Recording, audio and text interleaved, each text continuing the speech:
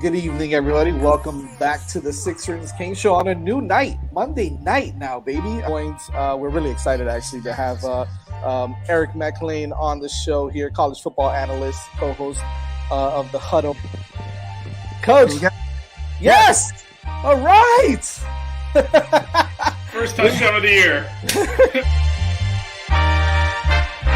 Miami Hurricanes, yeah. You know the name already. It's Mercy. Ha ha. It's a six-ring Kane show. Can't forget the name though. Got Jazz, Blue, Vision, DJ, break the game code. Ain't no changing them, ain't no breaking them. We reporting live from the Hard Rock Stadium. Ball 14 for the orange and green. We see the six-ring champs. It's more than a dream. This is life on the field.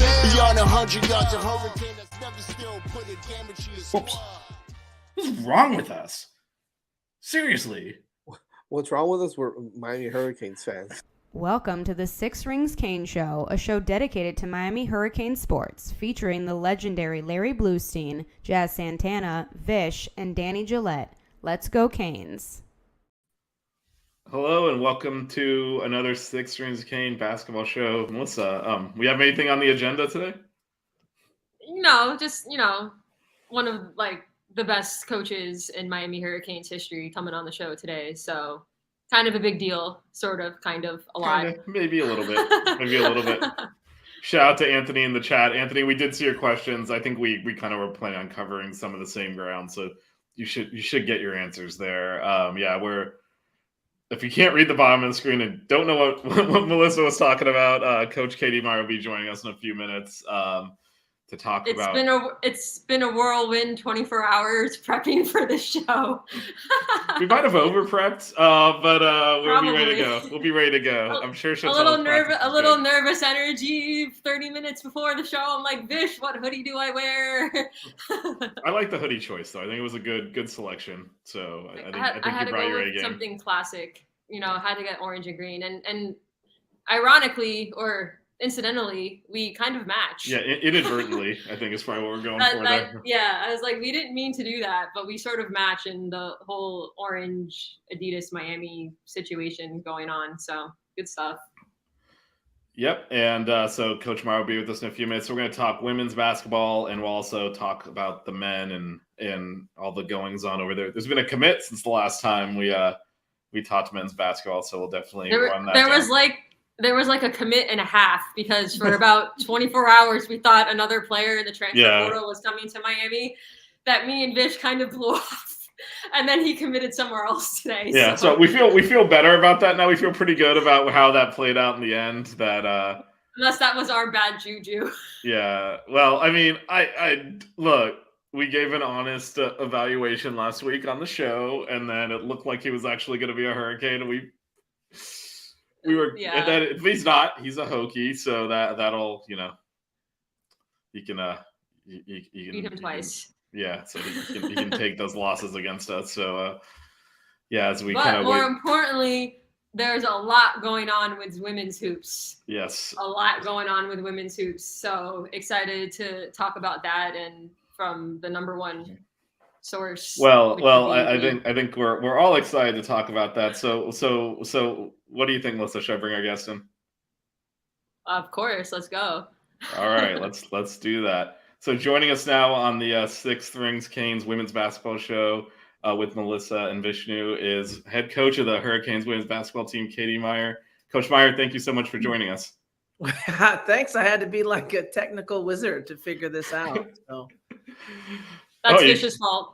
Yeah, I guess so I'll take the blame for that one, I guess. I'm like, okay, let me just log in, and then I got all sorts of errors. But Google Chrome, we solved it. All right, well, that's great. How are you guys? Good. Excited to talk to you. It's an exciting time. Very excited. It's an exciting time for the women's program, we think. Yeah, we're tired. And you're our first guest. You're our first guest officially on the hoops portion of this network, so we're very excited. Wait, what? Yeah, they say you should start slow and build to the top. We went right to the top and got the best guest we could find. So exactly, and that way we're never gonna top this, but we're comfortable with that anyway. Oh my God, you guys are awesome. I'm happy to be on. So before we talk about the awesomeness that was the team this past season and then kind of looking forward to next season, we'd love to kind of hear about you and how you got into basketball and coaching and any idols or mentors that you had getting into the coaching field. Yeah. I was not sure. I mean, I love to teach, I got my master's in teaching English at Duke, and I thought I would teach, and I didn't know if I could handle the emotional upheaval that is coaching, right? So I kind of avoided it, but every summer I'd go home, whether I was at Duke or playing overseas, and I'd come home and I'd work with Doug Bruno at his little camp. He had like 11 sessions. He'd have like 400 kids a session, and the coach at DePaul, and that's where my real dad played. So I have a biological father that I never met that died before I was born. When my mom was pregnant with me, and he played at DePaul. So Doug, DePaul, Doug, all that, Chicago. So I'd work Doug's camp all the time and just fell in love with like just teaching. It was just like summers full of teaching and teaching and teaching. So when I played overseas in Belgium, I got this contract, and I was like, oh, I'm a pro, and I thought I was really cool. And then they were like, yeah, can you coach this little team? And I was like, no, that's not on my contract. Like, that's not part of the deal. Like, are you going to pay me more or what? And they're like, please. I was like, well, okay. If you said, please, I'll do it. So I started coaching a little team over there, and I just loved it. So that was it. I was done. Yeah. Sounds like a nice little progression into the field of basketball. Yeah. One of those happy accidents, I guess, right? Yeah. Okay, so obviously last year was an amazing year. Can you talk about kind of your feelings coming out of making the Elite Eight after, I guess, years of kind of knocking on that door of the Sweet 16 and kind of going into Indiana and winning, and then actually progressing past that into the Elite Eight? Yeah, on paper, it wasn't our easiest path, but I liked the matchups. I liked them, and we'd run into some tough matchups. I mean, every time we hosted, it felt like we pulled Florida Gulf Coast, and I was so happy to beat that team. I didn't even care what was next. I mean, you play in Florida, and if you get to host the first rounds, no matter what seed you are, they're going to make Florida Gulf Coast the opposite seed. I mean, it's crazy. So if you're a 3, they're going to make them whatever, and those were hard and just grueling. So, and then we ran into a couple opponents that were really good, like Quinnipiac and stuff. But this particular matchup, I liked it. And then as we marched forward, I kept thinking, these are good for us. Like, these are really good. Some of my other teams might have done better. I don't know, but this particular team really liked somebody that we could lock up, that we could ball pressure. And we really liked being able to sort of get by them off the bounce. And all the teams we sort of had in our draw, we could do those two things. So just a quick follow-up on that. So what were you thinking the Oklahoma State game? I know it was so many wins after that halftime. Vish, you're reading my mind. Down 17. Yeah. What are you thinking at that point? Because from there, it just took off like a rocket ship, won that game, beat Indiana, beat Villanova. Yeah. After we beat Indiana, the best question ever, maybe at press conference, was the guys like, so like 6 quarters ago, your season was over. I was like, yeah, you are correct. At halftime against Oklahoma State, there was a little bit like, what? Like, gosh, I mean, I wasn't expecting it. But we got real logical real quick with the staff, and we stood outside the locker room, and we all looked at each other like, what's going on? Like, we had missed 10 layups. They had banked in 3 shots. 2 of them were threes. Another one was a 2 at the buzzer, like banked, clanked, whatever. So there was 9 points there. Yeah, 10 points on layups. I'm like, that's 20. I mean, that's like 19 points. We're down 17. Guys, we're fine. We're fine. But the thing is like, the players were in the locker room and we could hear them, and they were very calmly talking. They weren't complaining. They weren't yelling. They were just calmly talking. And when we walked in, they were just like, Coach, you don't have to say anything. Like, we're good. And I was like, really? And they're like, we are good. And I go, well, here's the great looks we've got. Like, this is what we've missed. Defensively, we're actually guarding pretty well, but we have to score to press. We planned on pressing this team. you got to score on offense. Your defense will pick up. You guys will feel, your energy will come. And it was like this whole thing of just collaboration and no big adjustments. And my credit to my team. They did it all. It was definitely a fun second half to watch. I mean, I feel like a genius because at halftime I tweeted something like that. Like, we're missing layups. They're banking in shots. It's fine. We're a good defensive team. They're not going to keep banking shots in, and we can. I will say it was the most nerve-wracking tournament in the history of Miami for both men's and women's. Watching both teams go that far, me and Vish are already planning how we can get to Phoenix and Cleveland next year if both teams make the Final Four. Jeez, but I mean, God, I don't get nervous till I watch it afterwards. Like, I already know the outcome, and then when I'm watching, I'm like, oh my God, that was ridiculously close. But during the game, you're just like thinking logic, emotion, you're just playing. But when I watch them afterwards, it's kind of funny because you think after 30 years I'd be okay. But no, I get nervous, but it's already over. Yeah, and Oklahoma State I'm actually a nervous wreck watching the whole time. I couldn't even watch the second half of the men's Elite Eight game. I was too nervous. No.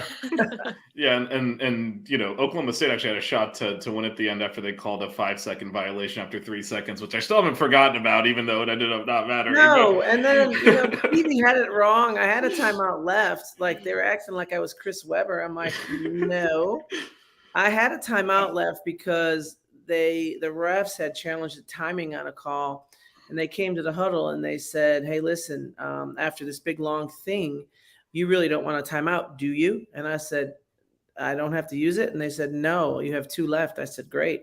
So people kind of missed that, but I actually missed that until you just brought that up. I was counting 1001, 1002, 1003, and I didn't. And I said timeout very casually, and the whistle blew. So you see me, I go to my board. I'm like, great, we got this. So I'll do you one better. That was a very quick 5 seconds. I pulled up the Watch ESPN thing where they have like a counter going because it's like a replay feed. It was 3.5 seconds because there's a counter doing the game clock, so it wasn't just like it wasn't even close. But okay, and even if, let's say we didn't have a timeout, and then he called the quick one, but like the fact that he didn't grant my timeout as I'm standing there, like was. I mean, the ball was in at 4 seconds, so it doesn't. Anyway. I was casual, like, cool, timeout. I hold grudges, so I'm still not happy about that. We still got that game though. Yeah. We still won. I had him on the next game. We can laugh about it now. The next game. I was like, really? Now we got to beat Indiana with you, but we did. Yeah, you have fans in the chat who is also one of our co-hosts on another show, so we'll definitely show it to you. Definitely the GOAT, but. After that amazing run this past season, a lot of players have moved on, and we've got some very exciting transfers coming in. So I was wondering if you wanted to kind of talk about some of those players coming in. We talked about Jada Patrick and Lamaya Hilton on our last show, but since then we've had 2 more transfers that are coming in. So I was wondering what you saw in them and what you expect coming from them this next season. Right. Yeah. So we'd had the papers, but a couple of the players wanted to do their own release. So I was kind of quiet about it. But we felt really good. Jada is, she torched us, she played in the Watsco Center and dropped 24, 25, 26. I don't know, but we couldn't stop her. And just, she played at Duke too. So there's a couple games where I've coached against her, and she's really special. She's really, really cerebral, really great. Columbia made it to the finals of the NIT, and they should have been in the NCAA. So a great program, great coach. Coach and I are friends. In the Ivy League, they don't give you your 5th year. They're not doing that COVID year stuff. So we've known for a while that she might be available, and it was great to be able to get her. And she was kind of the first one that stood up and said, this is what I want. And that helped because we had a lot of visits. I mean, it was crazy. I've eaten a lot of dinners, and I am trying to work it off, but I have another one tonight. Just that's the most I can say. So we are fat, but we are working. And so Jada's really fun. And then Lamaya is just, you're going to see a Morgan Stroman type quality to this kid. You're going to see a Julia Williams type quality to her.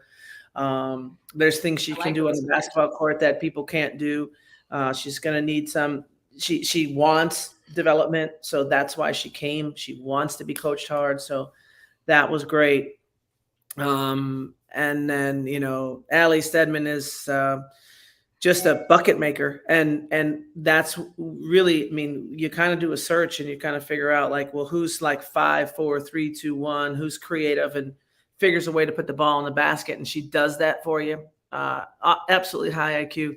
We have not known each other that long, but boy, it was quick and it was fun. Like our conversations they're fun. They're creative. It's high level stuff. And we laugh and she gets it and she's got a quick mind and she's ready to roll. And of course, Cheyenne Day Wilson is, she's very special and highly coveted. And she came to Miami for the right reasons because she knows the people. She does, and she really invested in the people. She's got a couple friends on the team who have told her how happy they are, and that helps. Yeah, and she was the one that obviously we follow the ACC pretty closely because we're in it. Yeah. That was a very, very known commodity to us in terms of just one of the better players in the ACC. She's electric. She's electric. She'll. But we play a lot of players, and our guards exhaust themselves. So that we don't. Our guards. If you're a guard on our team, you're probably defending 94 feet, and then you're pushing the ball and the tempo and this kind of thing, and just So, she's going to mix right in, but we need depth in the guard position. A lot of depth, and we got it. Yeah. So kind of shifting a little bit to the existing players, I was wondering if there was any update on Latasha Latimer after her injury last year. Injury really we're beating Michigan at the time she gets hurt. Tasha's one of those kids that in practice you're like, okay, she's got some qualities. But in games like her level just shoots up. And, sometimes as a coach, some kids are just gamers and they just are. And she is because she's really calm. So she's not going to make a scene or whatever. But then she's going to drop 20 on you and get 10 rebounds and you don't notice and really smooth. So when she had that injury, I was devastated for her. I'm getting to know her too. She was new and, but I think in August, she probably could be ready on the foreign tour, but I don't think it's going to be smart to play her, but she's on that time frame. So she's okay. Just super. She's really a special offensive player. We probably would have had more than 42 points against LSU if we had Tosh. We don't need to talk about that kind of stuff. Let's talk about our defense, though. The defense was that game hurt because the defense was elite that game. We talk about that all the time, how LSU put up over 100 points and we held them to you got to know your team. You got to know how you can control the game. And in that particular game, we had to try to control them on the defensive end. And then that was a defensive clinic right there. That was such a great game. I have 52 at halftime. I said, what is going on? What is going on? Right? Yeah. So I will say in the tournament, it was such a joy to watch Jasmine Roberts kind of just jump and leap to new bounds. She blossomed. Do you think any players are going to take even a bigger leap next season that we're on this team, on this tournament run? Anything you're looking forward to? Yeah, I do. We're pretty clear and we're pretty vocal about that leap between your freshman and sophomore year. We don't mess around with it. If our freshmen kind of absorb and understand and have spurts of excellence, our systems, it's more cerebral than people know. It's hard to sort of get it. But the point is it's going to be a struggle at first. And then you'll get to the point where you play free and you're like, oh, this is easy. Destiny told Jazz, Jazz, hang in there. It gets really easy. It just seems complicated at first. And I think that's, so when you talk about Kyla and Lazaria, Z, Spearman, they got to make that jump because they show such flashes of brilliance. But if they make that Jazz leap, watch out because they're both pros. They're very, very talented. That's a Final Four run in the future if that happens.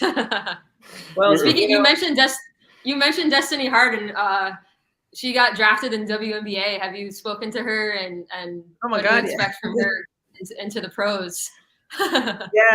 She's leaving tomorrow if she hasn't left already. No, of course. Des and I we're family. Chicago girl, known since she's in 8th grade. we had actually, I guess I can say this now because Chai was on our visit, and we were at the Rusty Pelican, and I had some information that I thought Chicago was going to pick her in the 3rd round. And so I'm like watching the draft, but I didn't want to say anything in case Des didn't get drafted. So we were just kind of at dinner, and I kept looking up, like, yeah. And I'm like, hey, Chicago's picking right now, trying. And then they picked the kid from Virginia Tech. And I was like, okay. And then two picks later, Phoenix picked. And I mean, I went ham. I went nuts. I was like, oh my God, Destiny Harden. And they're jumping up and down. The phone's ringing, the Rusty Pelican, everybody's looking at me. But, and we had a couple of players there with us. And so it was just a great moment. And Des was first one on the phone. Couldn't believe it. She was so excited, so proud. Yeah, I was actually Bish had a heart attack. Yeah, I was doing a show, our football show, and I guess I had an involuntary reaction because our host that's in the chat, like, side text me, he's like, "What's wrong with you?" And I'm like, "I'm just very happy right now." Destiny's just somebody you just got to root for forever. She will never let you down. She's as raw and authentic as you'll ever find. Super, super. She's going to be one of those people that's synonymous with the program forever. You mentioned women's hoops, and people are going to be like, "Oh, Destiny Harden." That's what the heart and soul. 2 of the biggest wins in the history of the program. Des finishes at Louisville and the ACC, and at Indiana. I mean, come on, I'd say those. That's what I thought of when she hit that shot versus Indiana. I was like, it's Louisville all over again. Same play. I still put the last 10 minutes of that Louisville game on because the shot was great, but she scored 15 points in a row. Oh, I watched the highlights on YouTube of that game right after the Indiana game finished. I pulled it up on YouTube. I'm like, I need some Destiny Harden, I don't know, whatever, vibes in my living room. So let me throw that on and watch some more. Same exact play call, different shot, but same exact isolation for her. And the best part about that Louisville game, ACC tournament last year, was that I called one play for Kelsey Marshall because Kelsey was always the one to hit the 3, and we needed a 3. We were down a little bit, and said if we hit a 3 right now and get it to 7, they're gonna start getting nervous. And so I call it after free throw, so we're screaming I didn't want to waste the timeout, so. Louisville shooting a free throw. I'm yelling the call into Kelsey, and she's going, what? And I'm yelling the call, and she goes, for me? No, call it for Des. I was like, okay. And so we swapped out the position, and Des hit it, and Kelsey was like, yeah. I think she hit everything in that game. It was pretty good. So I do know you have to run. Just one last kind of question here. This is off the wall a little bit. So I'm nervous. No, it's nothing bad. Don't be nervous. I wouldn't do that to you. You know this. But so this is kind of our new women's basketball show. We don't have a name for it yet. So Sixers Canes is kind of the umbrella for all of our Canes coverage. So do you have any thoughts on a good name for a women's basketball show? Wait, the Miami women's basketball show? Yes. This show covers just hoops in general. We're just covering hoops. Buckets. That's the name of my boat. Buckets. All right, we might have to do it because Coach called the play, so we got to run it. And just as you're leaving, our co-host wanted to chime in. Thank you for coming on, and totally. I will say, just as an aside, as I know you do have to run, but anytime I mention your name to anyone, I get the same exact. Great coach, better human being. That always comes across. So that is. We had a good 10-minute discussion on one of our shows about how Miami has the best hoops coaching duo in the country. Yeah, and then we went on for 10 minutes gushing about you and Coach L. So we do it a lot.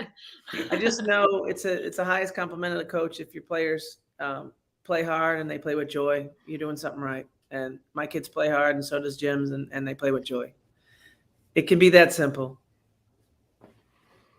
Yeah, well, again, Coach, thank you so much for joining us, taking some time. I know we said we'd get you out here by 6:15, so we ran a little long. I was enjoying myself. We're good. I got one more dinner, and then I'm gonna just do cardio every morning for 2 weeks. But I will say, if you don't be a stranger, and you can come on the Buckets show next time. Anytime, Coach. Anytime you want to come on. Anytime, guys.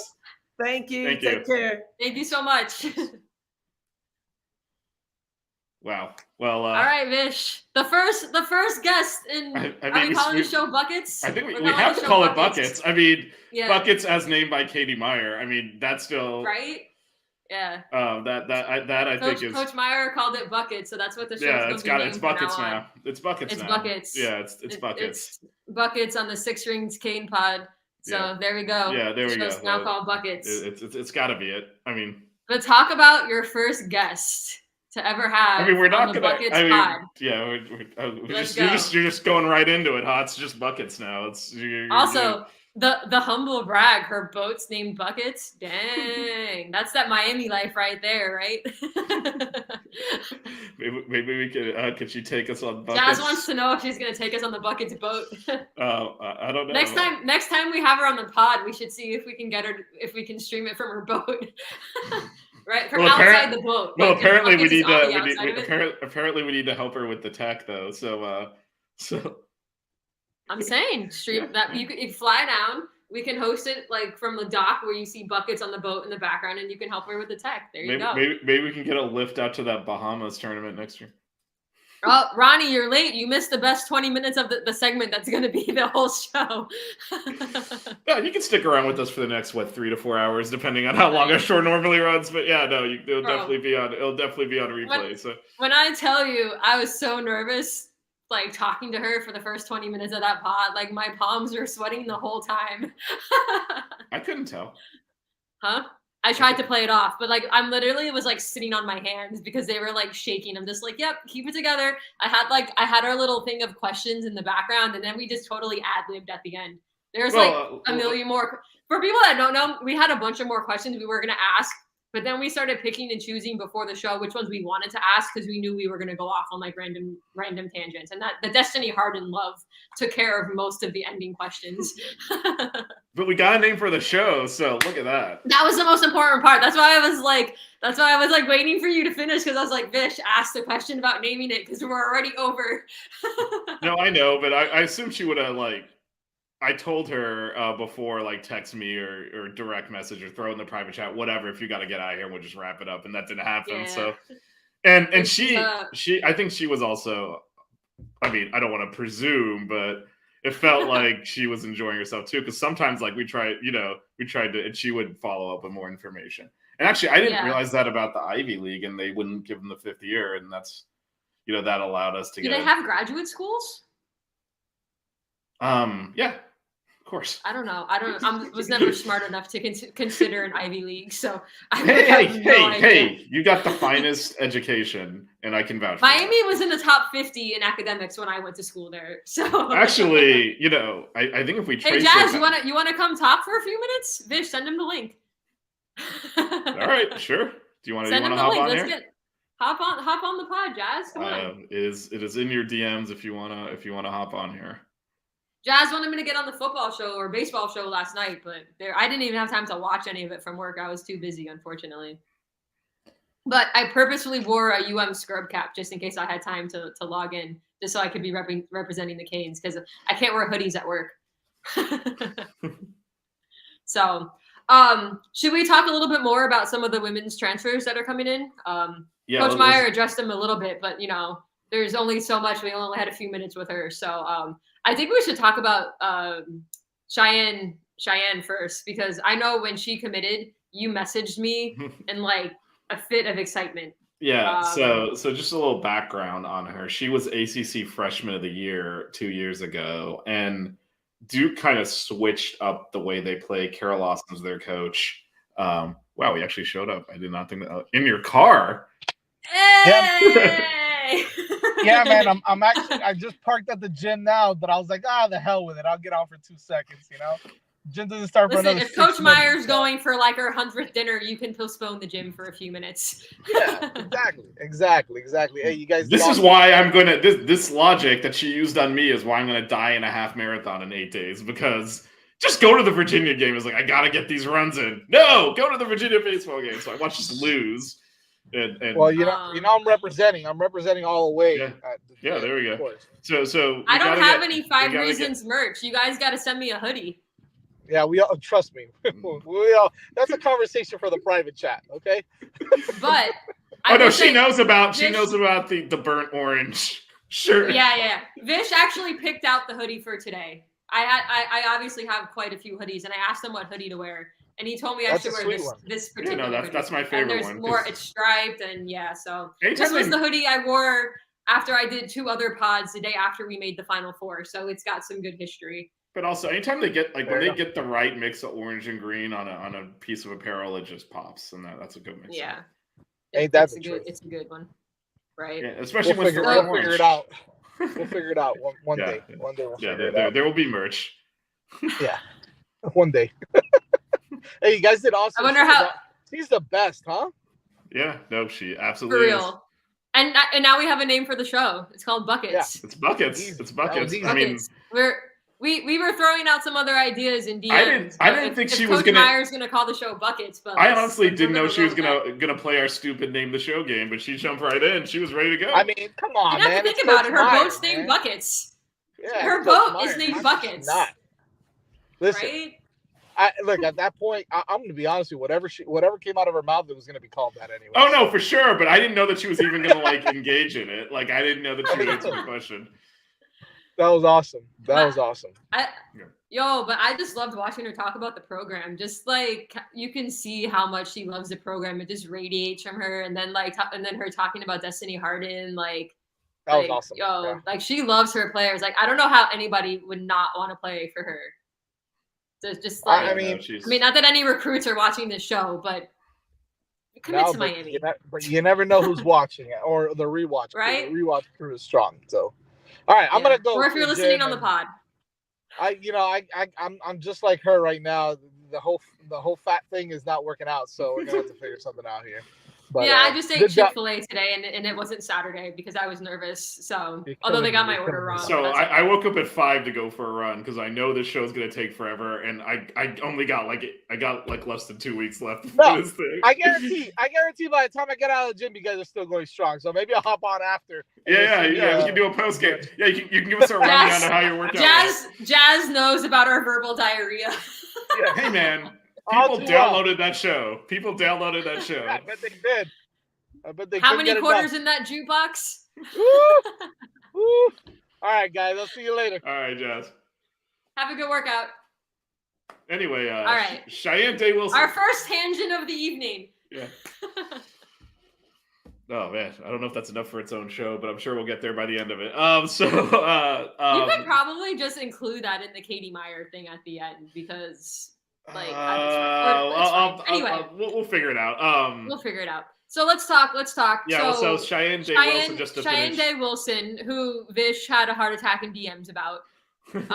Yeah. So she again played ACC 2 years at Duke. Yeah, ACC Freshman of the Year 2 years ago. One of the best players in the conference over the last 2 years. Carol Lawson's their coach. Expanded their rotation big time. They're just rotating a ton of players in there. She didn't get the touches and looks she did the previous year, so her numbers went down a little bit. But her freshman year, she averaged where we see here 12.7 points per game with about 4 assists.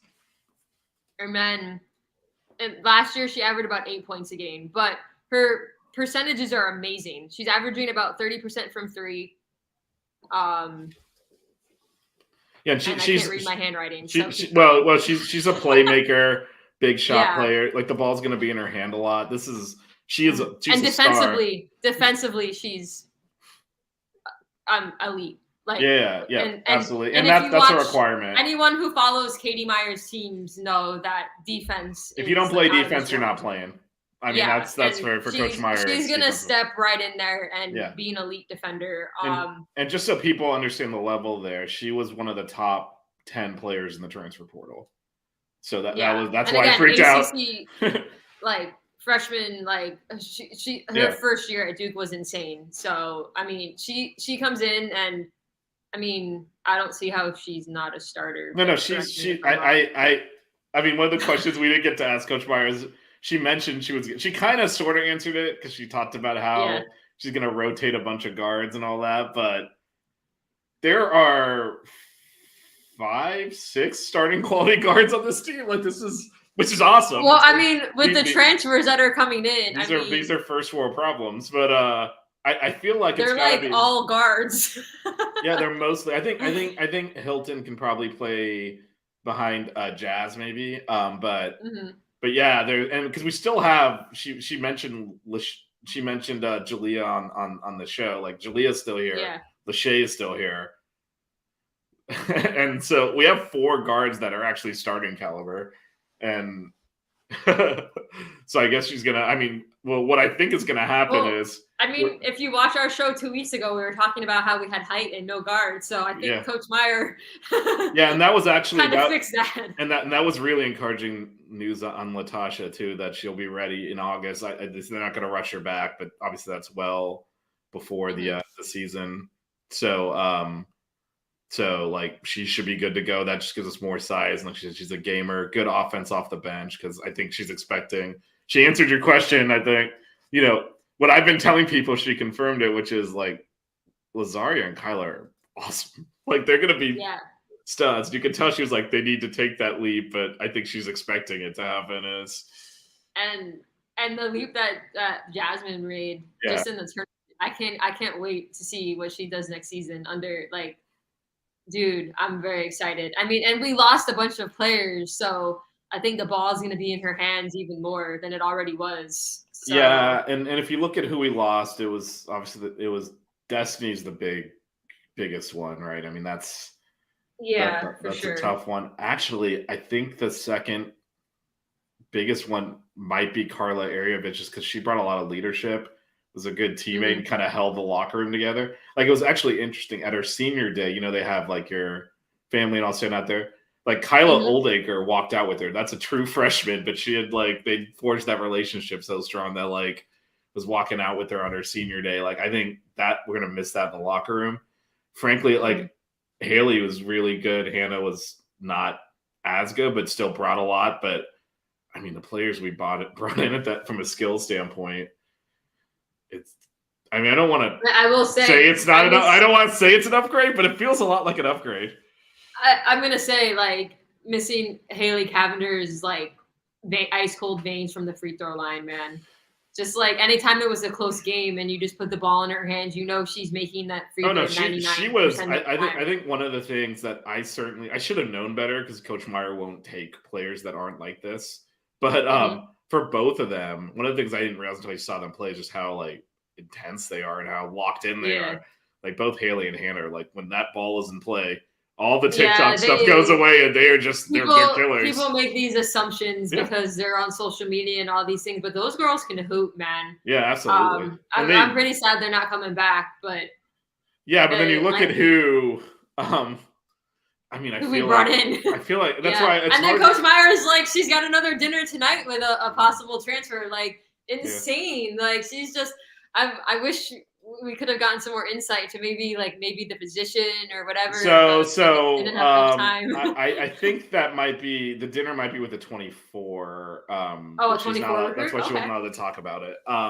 Oh yeah. And also, obviously, we landed one last week that we talked about as well, which we're not allowed to ask. If people are wondering why, I knew. Yeah, we can't talk about incoming recruits. They have to be signed, right? They have to be signed, and then I'm not sure when we can talk about the transfers are different. I think when they're still in high school, I'm not sure when we can. Yeah, I think when they sign, I think we can, but they don't sign this early. So, but yeah, we did. I mean, if you didn't listen or watch the show last week, we did land a top 50 recruit in the 2024 class, N.A. Adams, who's a point guard who is a ridiculous baller, and like already has over 1,000 points in her high school career and still has a season left, and it's been the Gatorade Player of the Year in New Hampshire 2 years in a row. So that 2024, we're already bringing in one baller, and we'll see what else Coach Meier can do. My assumption would be is we're gonna, kind of succeed and benefit from this crazy run that we just had, and assuming next year we get even better, I can just see this program that keep going up and up. So I know you've been as closely following this program as I have over the years. So for those that were kind of watching the game and didn't understand what Coach Meier was referencing, we've had some tough losses at home in the NCAA tournament. So referencing FGCU, we've lost to them a couple of times. Referencing Quinnipiac, beat us once at home. So she was talking about that, and in the context of what Melissa was just talking about, and then even the last NCAA tournament before this past season, we drew South Carolina in the second round. Yep. And they went on to win it. So the last 2 seasons, we've lost to the eventual champion. In both? Because we lost to LSU and both men's and women's. Yeah, we've lost to the eventual champion.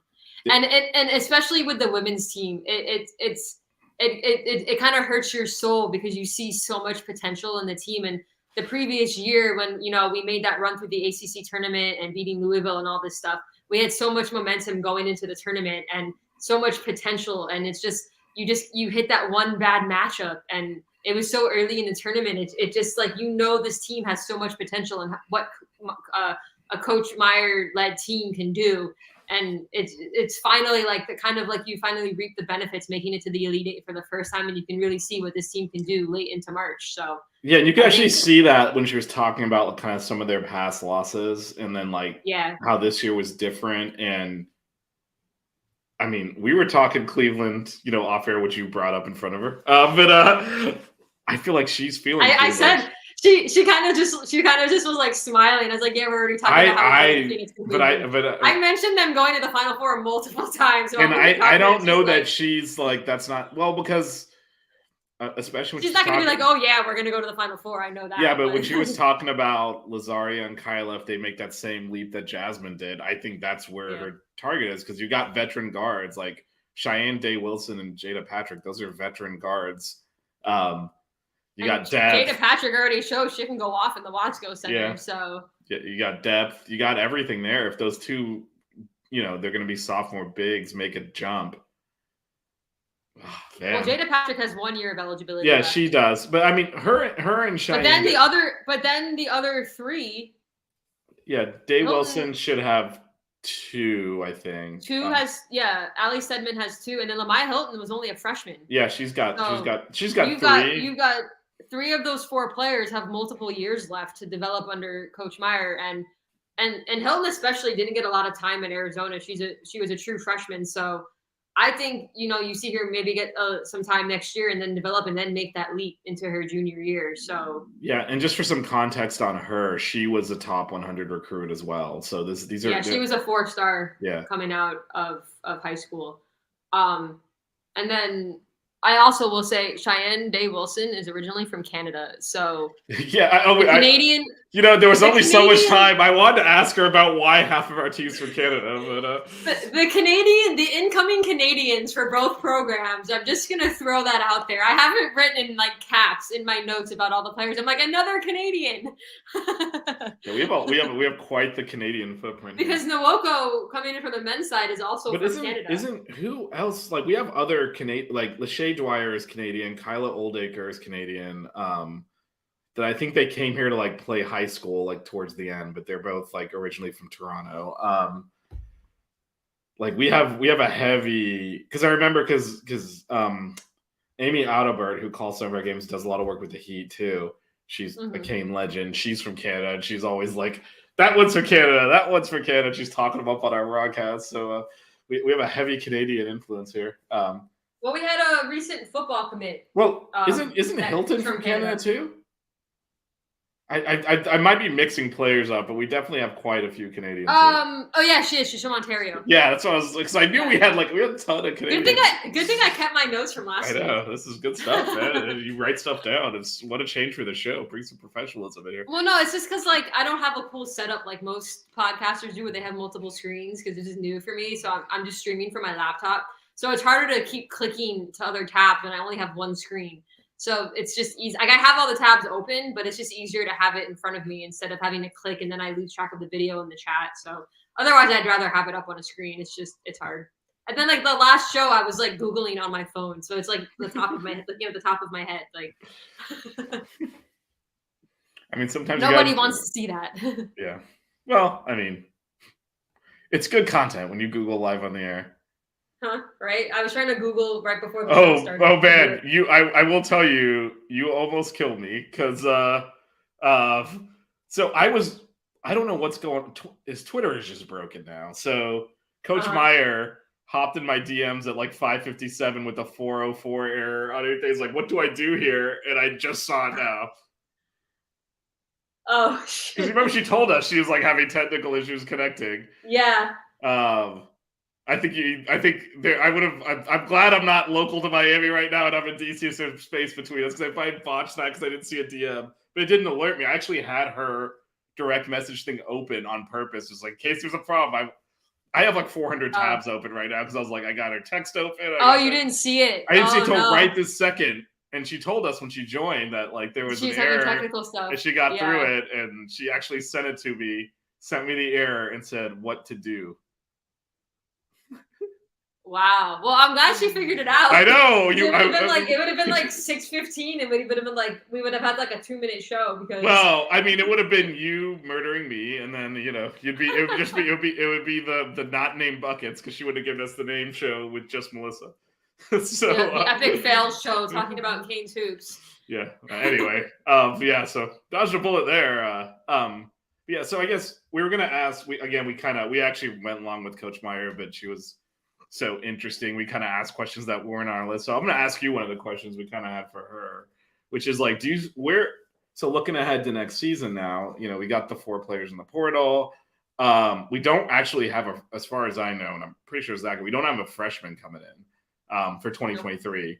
So, and then we've got all the returning players we mentioned. What gap do you see here that still needs to be plugged? Because I know she's, like I said, I think she's meeting with the 24 recruit. Not sure, but otherwise you could talk about it a little bit. We were going to ask her that. So I'm going to ask you, what answer do you want to hear from Coach Meier? Well, I think we have enough guards. What do you think? Yeah, I think we're pretty good there. I think we're straight on guards. Just depth, I guess. I mean, sheesh.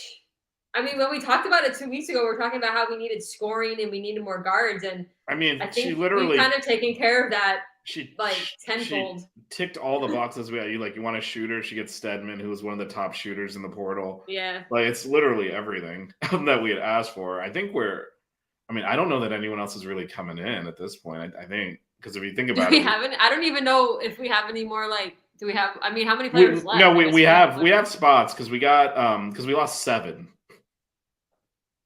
And we're bringing in 4. 4 so far. Yeah, okay. 4. We brought in 4. So we definitely have spots. But, I mean, we're pretty loaded. We have 3 front court players, assuming Latasha's healthy, which it sounds like she will be for sure for the start of the season. And then, I don't know, maybe like a wing?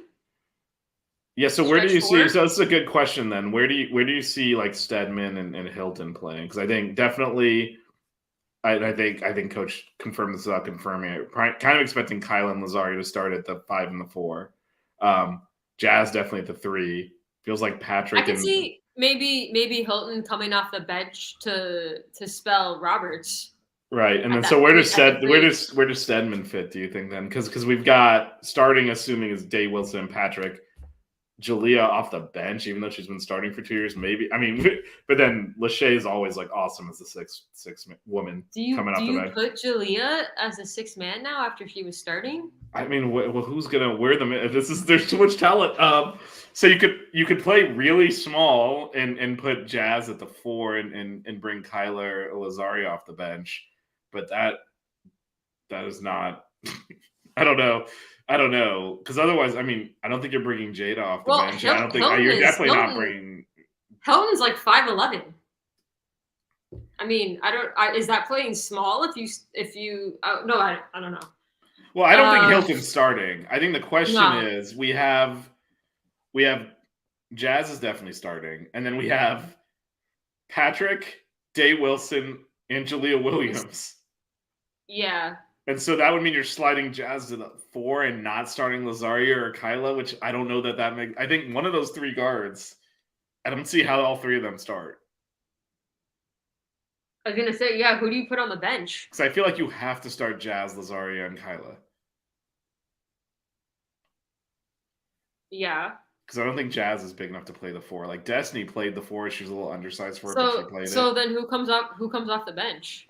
I feel like it's probably Jalea. That's tough. That is tough, and I have a very high opinion of her, and she's a starter. But in my opinion, I don't see how you're not starting Day Wilson. Like I think she has to start. Yeah, she's automatically starting. But then who do you start, Julia or Jada?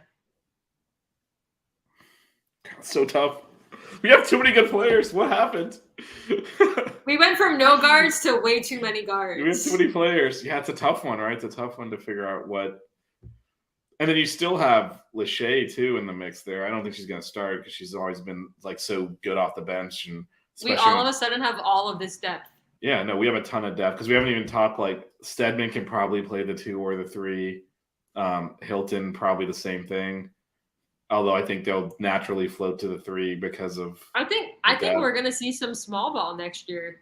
I mean, I don't think we start a smaller lineup, but I could definitely see us having 4 guards on the floor at some point. Yeah, no, I think that'll. I mean, I think you could definitely see that, given that there's so much talent there. At some point, you're going to want to see them all on the court together, and also it allows us to do things like put on the press, pick up full court.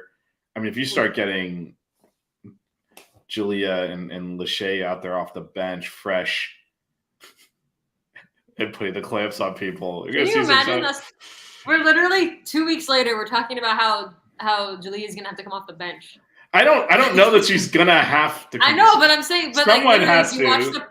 If you watch the pod 2 weeks ago, we were talking about like, yo, we don't have shooters, we need more guards and all this stuff, and now we're like, we have too many. No, she literally, we went through a list of like, we need this, and it just check.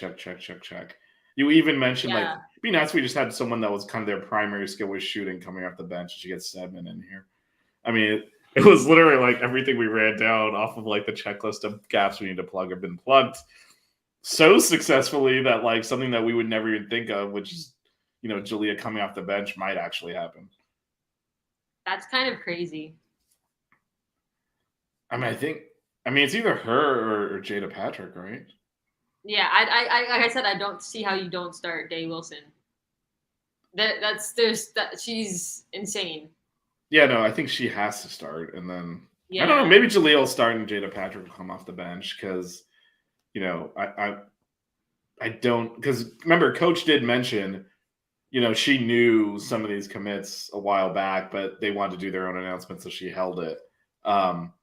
So I wonder if part of like talking to Jada Patrick was, you're gonna come off the bench and stuff like that. They might have had those conversations. Like, Coach is a straight shooter. I don't know. I guess we're gonna have a lot to talk about next season. The thing with Jada Patrick, which I didn't realize, is like she had to transfer. Yeah. So that's what Coach educated us there. I didn't realize they didn't give. I didn't know. COVID Yeah. there. So she had to transfer to somewhere. So maybe this is the best spot for her. Maybe. Interesting time. So I guess to answer my own question, then maybe one more big. Yeah, I would love. I'm gonna keep saying. I say it for the men's team. Stretch 4.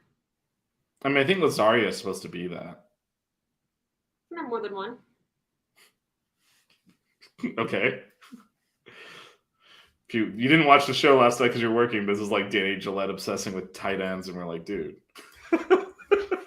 It's like the one position on the football team I'm not worried about currently. Well, because we might not use one, but anyway, I do think that too. But I wonder where Latasha, like, she's kind of got like an all-court game, but I think she could also stretch the floor.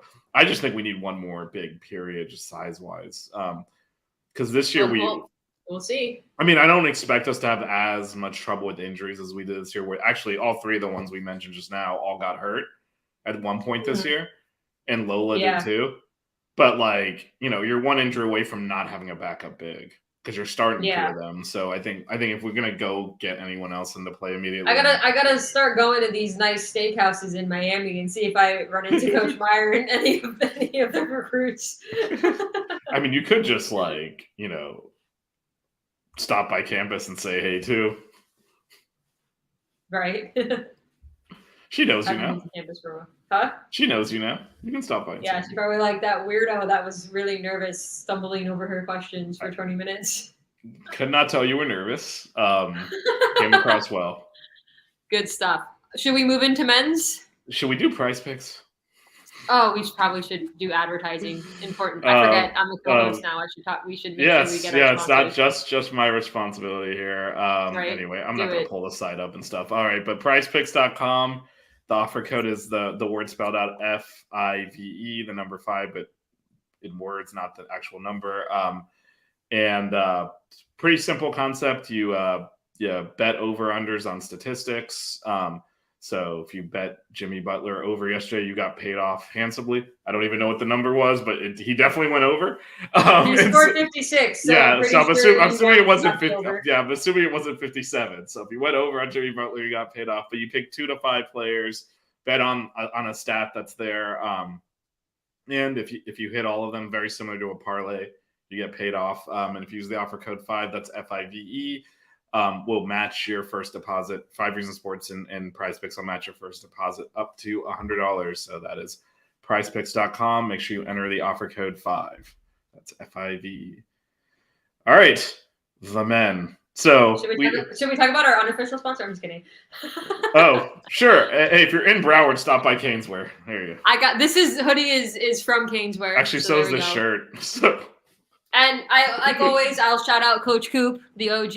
Oh, there you go. I didn't have to remind you this time. Well, we're doing all you of never have to remind me. I always get to it eventually. It was hour I guess it was reasonable to assume there'll be another hour last time. But okay. If you're listening to this pod and you haven't checked out Coach Coop's YouTube channel, you should definitely check it out, especially when football season starts again. He has a lot of great football content.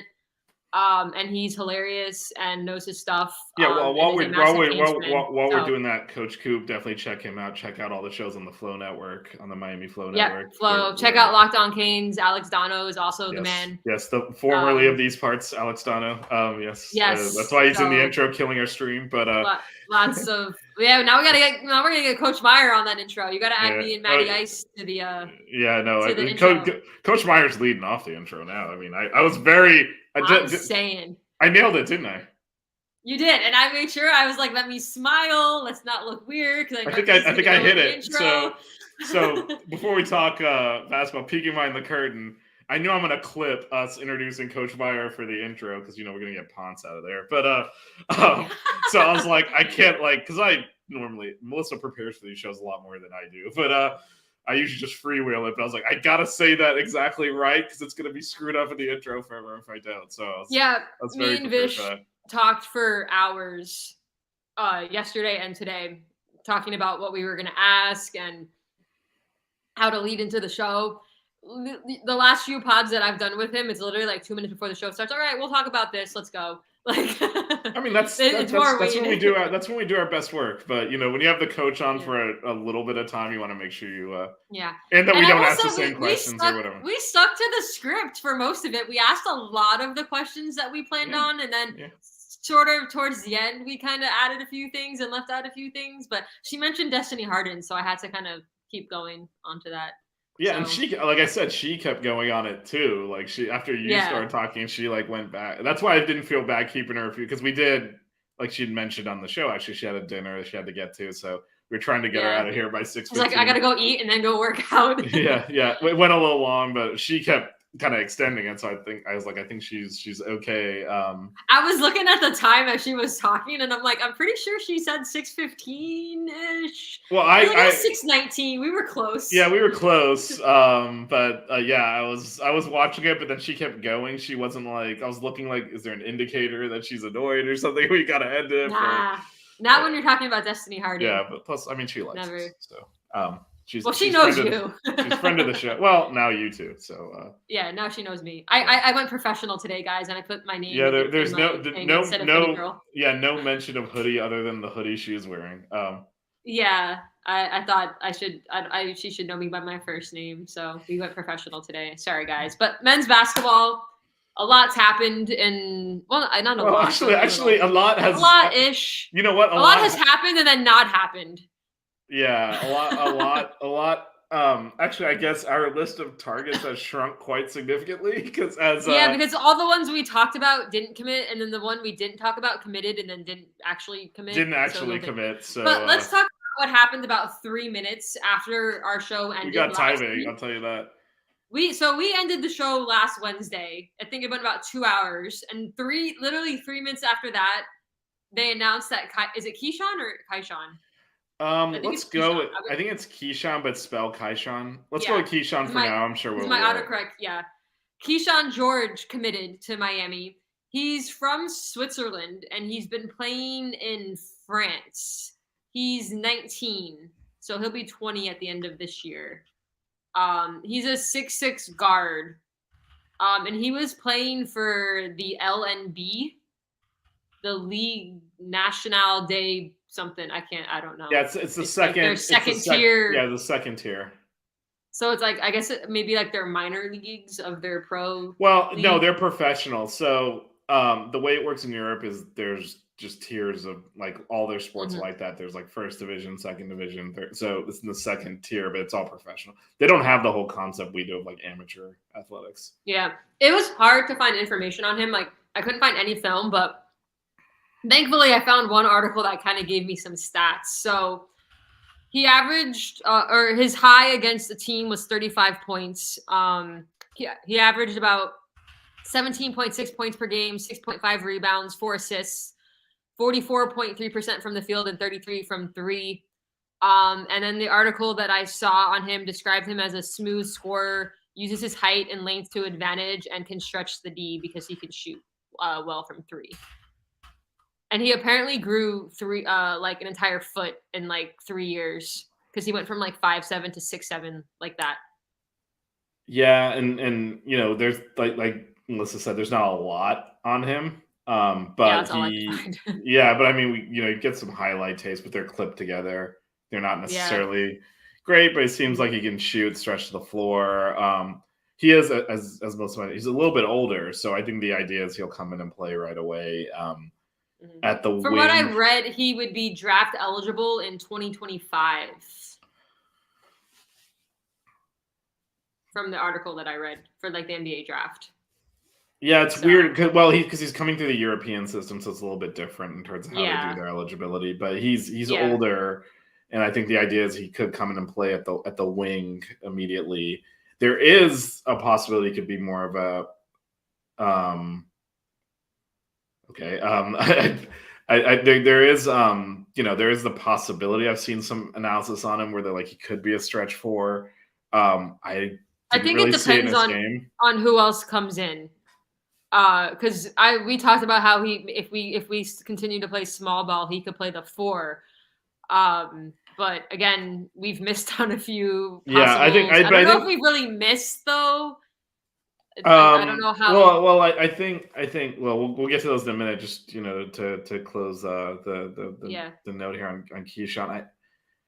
I think potentially down the road, maybe stretch 4. I think it'd be very hard for him to come in and play that next year. So yeah. Because you got to be. What I'm hearing about him, Coach L expects him to make an impact. But I expect it to be at the guard position or behind Wooga. Yeah. I don't. And like I said, I don't know that he starts. I mean, he may. Depends on who after we get to the rest of the news, I mean, I think you might be starting. Right now, I think he's starting. Right now, I think he's starting. And before basketball fans freak out, I know Norchad declared for the NBA draft, but he's kind of doing what Wong did the last 2 seasons prior, where he's just going in to kind of get like the whole experience, kind of get an evaluation. I'm pretty sure he's back with the Canes next year. If he ends up getting drafted, Vish can clip this and be like, you were completely wrong. But I expect him to be playing. Yeah, I don't think there's. Don't freak out about Norchad. Yeah, I'll just join you in this so I can clip it and show that we're both wrong. I don't think there's any way he's going pro. I think it's smart for him to go through that process and get an evaluation. Yeah. Especially since he's an interesting player because he's undersized but plays in the paint. Yeah. I think Melissa talked about this on our show and on other shows, but I think the expectation is the evaluation is going to get is you got to improve your shot because you can't play in the paint at 6'7" in the NBA. Yeah, I'm pretty sure I said that at some point. Was that on your show? I don't remember. I think I may have said that when I was a guest before I became a co-host. We're talking way too much at this point, so I don't even know. It all runs together. Yeah, I said it on a pod at some point, whether it was this one or another one that I was on. But Norchad is a great rebounder. He's a great defender, but he's not going to get drafted into the NBA as a center. He's too small. He needs to develop at least a mid-range shot.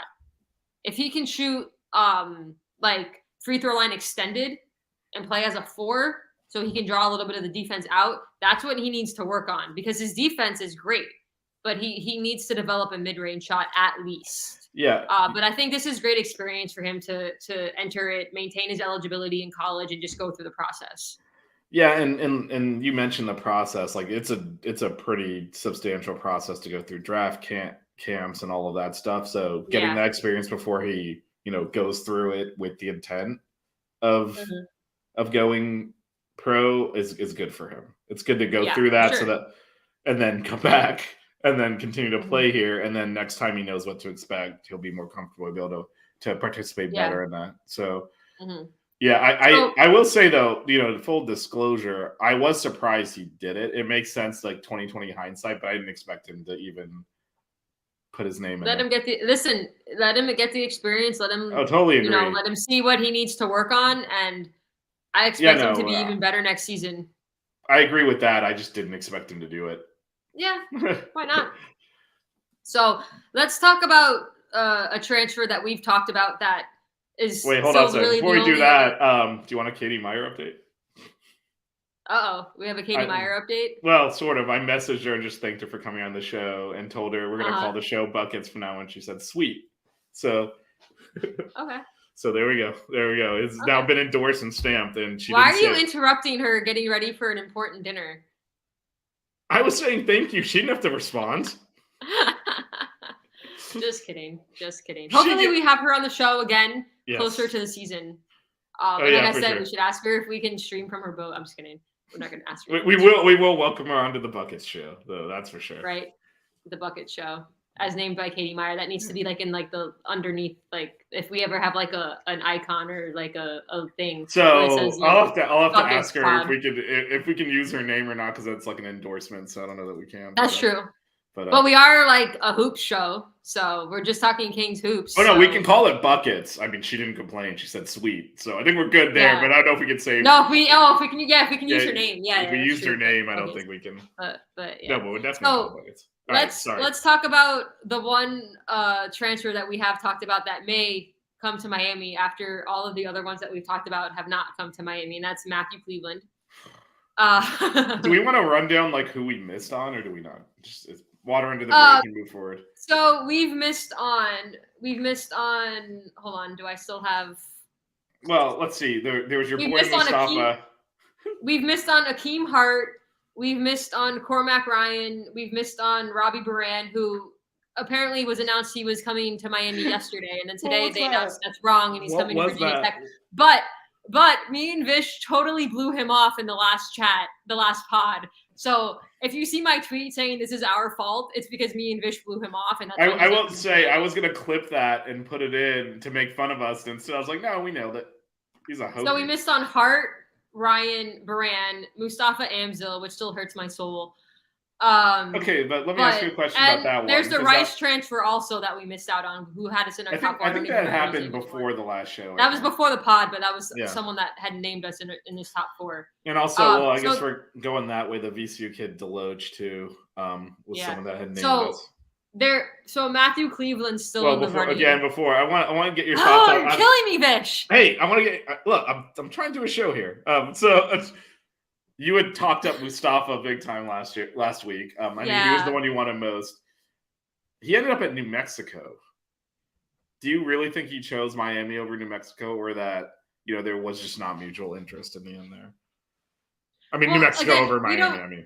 We don't know. I mean, all I was going off on is rumors that Miami was in the running. Nothing was ever official. He never made like a top 3 or anything.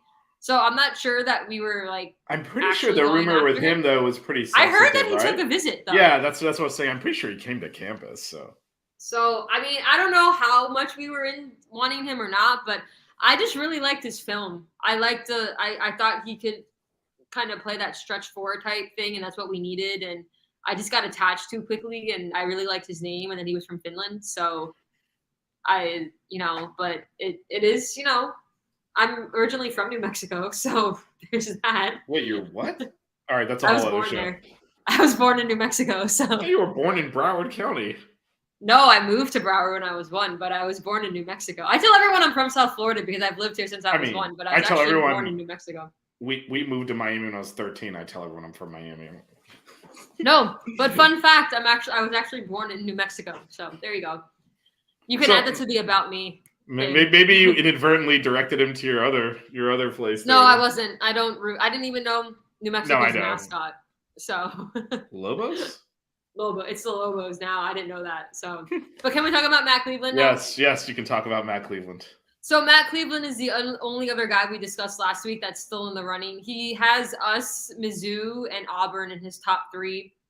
And he's taking a visit to Auburn this week, or he may have already done it. I don't know. And then I guess after that, he's announcing.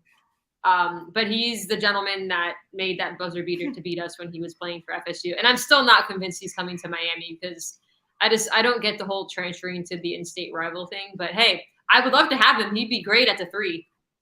So you still think he's a 3 because we don't have so just to be clear, we haven't filled a hole yet. So we need a starting shooting guard and a starting power forward. I mean, he could be a small 4. I mean, it depends on who else we get. If we get anybody, true. I mean, if he's the only guy we get, then we have a very. I mean, we have to get somebody. We can't even field the team right now. And then you're playing Pack, Bensley, Wooga, Cleveland, Omier. That's too small. That's very small. Even for us. So I think or I don't know if Keyshawn starts. I mean, you could do Pack, Wooga, Cleveland, Keyshawn, Omier. I mean, this is assuming Cleveland comes. We don't know that he's coming. Well, I will say I would like him to come. Yeah, I will say there was positive movement though on that front line because he did not have a top 3 when we did the show last week, and he put us in his top 3. Now he does. And it's funny because I mentioned him on Twitter after he named his top 3, and this FSU fan that I talked to on Twitter about football mentioned he's a great person. And puts like a smiley face, but then as a basketball player, he puts like a neutral, like just like a line, like face. And he's like, I hope Miami gets him. And he's like laughing. And I'm like, you're really gonna diss probably your best player last season that basically gave you like your only good win of the season. You're actually gonna call him out because he's transferring. He's like, yeah, there's a reason why some players are transferring and some players are staying. And I was like, wow. Turn on them quick. Yeah, the smart ones are getting out of there. So that's what, and honestly, how I like to argue back and forth. I didn't even respond. I know. I was so proud of you. I put it in I DM'd it in our group chat on Twitter, and I was like, I can't respond because this is gonna go off, and I'm not. I was like, I can't go there. You very rarely exhibit that. You very rarely exhibit that kind of restraint. So I was proud of you. See growth there. He's not committed to Miami yet. Had he been committed to Miami, I might have felt even more passionate about it, and I may have responded. I don't think it even matters because when the ball is in play, we're gonna know what we got there, and I think he's a really good player, and obviously I just don't see how. And it's just me, but I don't see how you say that about that. He was literally your best player last season, so I can understand being like mad or upset that he's leaving and has like your in-state rival in his top 3, but don't diss him as a basketball player. So, but I don't even understand the part you're trying to like give a little credence to there. Cause look, you got to have some self-awareness, man. You suck. Of course he's leaving. Yeah. But he's basically saying the talent's not there. I hope he goes to Miami because he's not that good. Like, why would you say that?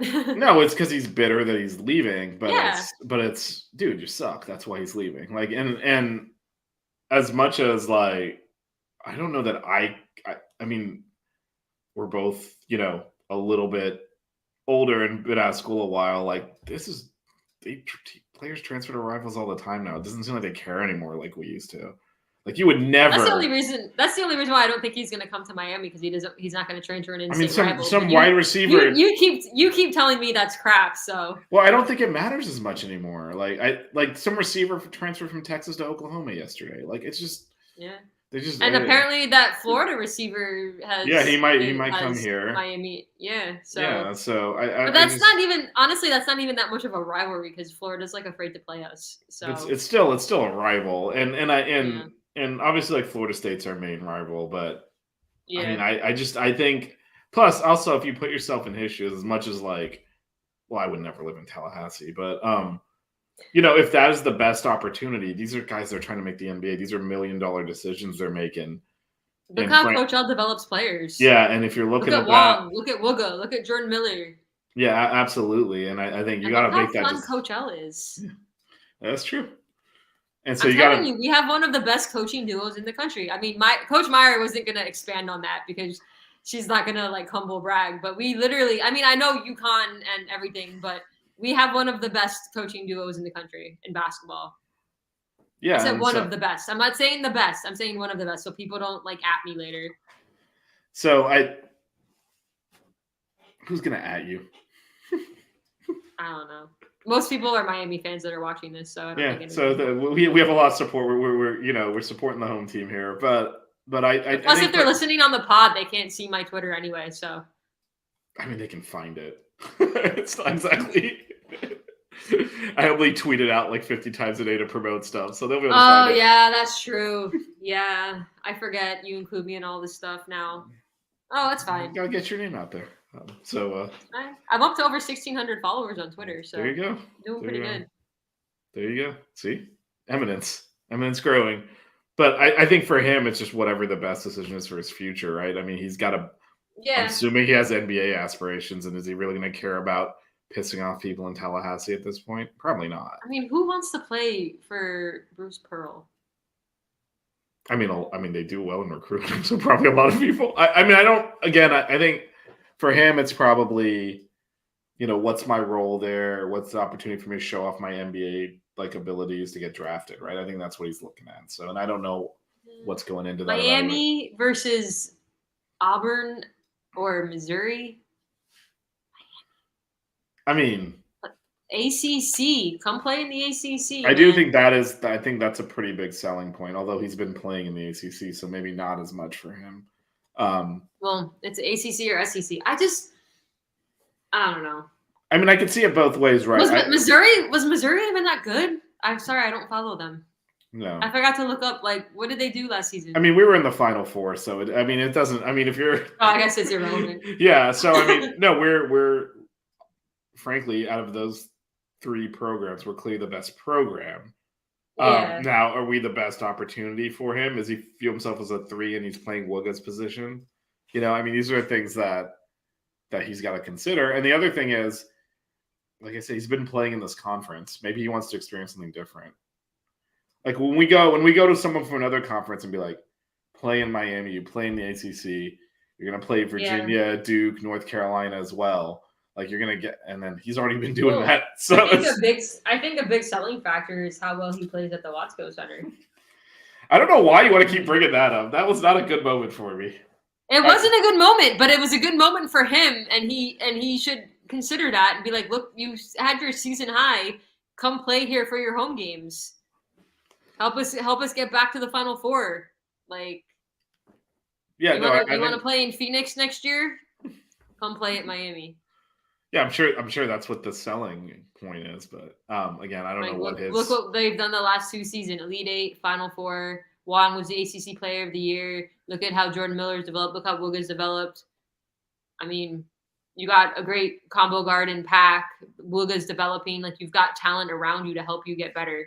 Yeah, I think the talent. Totally agree with all of that. Like I said, we're the best program out of that. It's more the fit. It's going to be the best fit, but the best because we're nice even saying these players. It's nice having these players that are like higher like transfer prospects wanting to come to Miami and putting us in their top. Right. We were in the top 4 for that Rice player, for Akeem Hart, now for Matt Cleveland. So. Yeah, and it's showing that there is kind of some staying power here because this was the first time we'd really had consecutive. Obviously, we'd never gone that far. Period. Each of those years, yeah. But normally, it's like we do a Sweet 16 run, and then it's a couple of down years, and then there was those gaps in between. There was no gap this time; just continued to elevate, and I think that's why. Yeah. Why we're after we won that Elite 8 game to go to the Final Four, I sat on my living room floor for like a good 30 minutes, and I'm not gonna lie, I shed a few tears. Like I called my mom. I was like shaky, and I was like, "Mom, we made the Final Four." Like you would have thought I was playing for the team. Like that's how emotional I was about it.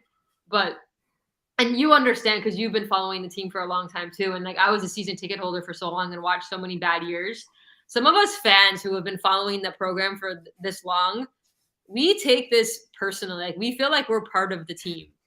Like I remember being in the stands in 2013 when we clinched the ACC regular season title and following that run and watching us lose in the Sweet 16 because Shane Larkin had food poisoning. I was at Sports Grill and I was just so sad. But like I was in the stands when we beat Duke by like 30 at home when they were ranked 1. And I was like at halftime being like, oh my God, pinch me. Like this is exciting stuff for us. Because like everyone's like, oh, Miami's a hoop school now. And I'm like, this is what I've been saying. Follow the basketball team. Yeah, for me, I was like in shock. Like, I mean, I was there obviously, but it was just like, this is happening. Like when the cheerleaders rushed the court and everyone was like, I was like, this is happening. Like I this is couldn't real. watch. I told you I had to. Edward was texting me because I couldn't here's home for most of it. Here's the where it ended up weird though. So I ended up in a bar across the street watching the women lose. So it was just like it was such a bittersweet. Because like Coach Meier alluded to, like we played such good defense, the ball wouldn't go in, and like we could have won that game. We could have beat LSU. We really could have. And it was like, and we had the right defensive approach. We got the shots we'd been making all year long, and just they wouldn't go in. Yeah. Like we really could have won. Well, that was the story of our lives in the Final Four too. We missed so many layups in men's teams, but anyway, I don't know why we're picking up old stuff. This show isn't happening if we don't make the Final Four. Because me and Vish kind of cemented. Me and Vish kind of cemented a friendship. Yes. Talking Final Four stuff. Yes, we bonded over our shared psychosis here. So yeah. So we can thank the men's Final Four team for the definitely. creation of buckets. Yeah, buckets. Well, I mean, we got at least the buckets pod. Yeah, we at least got there a little bit to Katie Meier. So yeah. I mean, Katie. Listen, Coach Meier is the first guest we've had on the show, so she's like forever. We're never gonna top that. And she named it. And she named the show.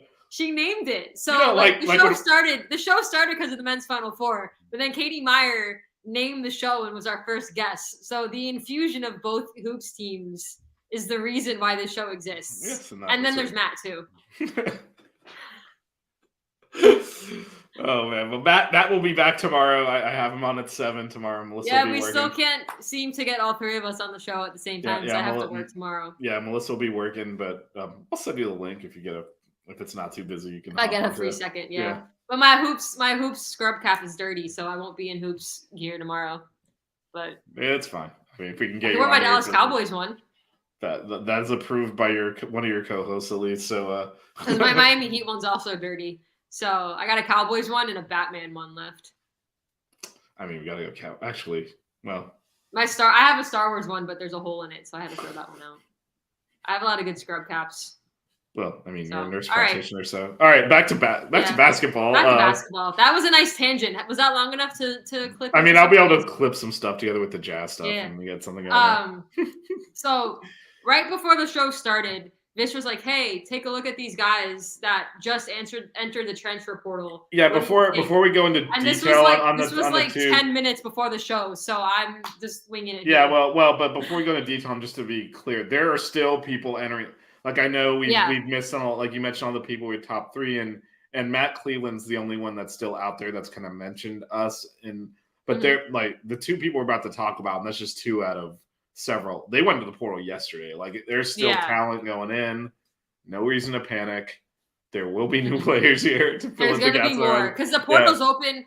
What is it? What did we discover? It's like 60 days from the end of the team's season or something that you can. Yeah, it's something. It's still open for a while, and there's going to be players still coming into the portal, just like the 2 we're about to talk about now that are very talented. I think we should talk about the Vandy guy first because I actually really like his stats. Yeah, just for a preface to this, neither of these players have mentioned Miami at all. Of course, they've only been in the portal for a day, so like they haven't really even done. There's no top list or anything. The Vandy player we're about to talk about, Tyron Lawson. Lawrence. God, now he's not even going to consider my. You know what? We named a lot of players last week, and none of them worked out. So maybe I just need to mispronounce one. So Tyron Lawrence. Yeah, I will say that the very, very loose link here is he was when he announced he was in the portal. there was an article on kind of like these are good spots for him, and we were listed as like this would be a perfect fit for him. So, but he hasn't listed a top 3 or 5 or 10 or anything. He hasn't really even said anything other than he's transferring. And we're not sure about his eligibility because he was a junior this year. I don't know if he has a COVID year, so I don't know if he has 2 years or 1 year. I think it'll be 2 because I think that first year is still COVID year. Yeah. But, so he's a 6'4" guard. He played at Vandy. He played 36 games this year and averaged a ton of minutes. He was a starter. 13 points per game, 50% field goal percentage, 36% from 3.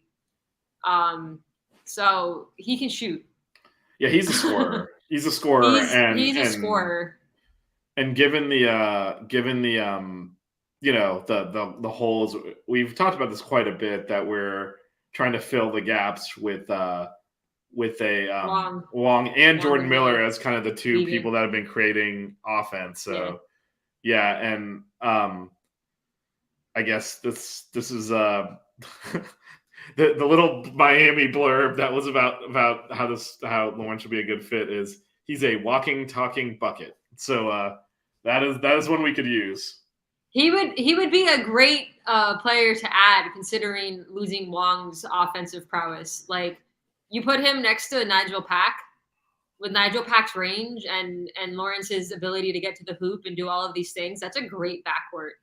Yeah, and you talked about his efficiency numbers. 50% from the field for a guard is ridiculous. And so this is this is again. There's no mention. He's a bit more size because, like I said, Nigel Pack is listed at 6 feet. I don't know that he is 6 feet, and I keep saying that second guard I would like him to be taller, which is why I think Bensley should still come off the bench as our 6th man. But just from the few minutes I was able to look into him when Vish gave me his name, I was like, okay, I like this. And then again, go ahead. Go ahead. Sorry. No, go for it. No, I mean, I'm trying not to get too attached to some of these players because I look into some of these players and I'm just like, oh, I really like him.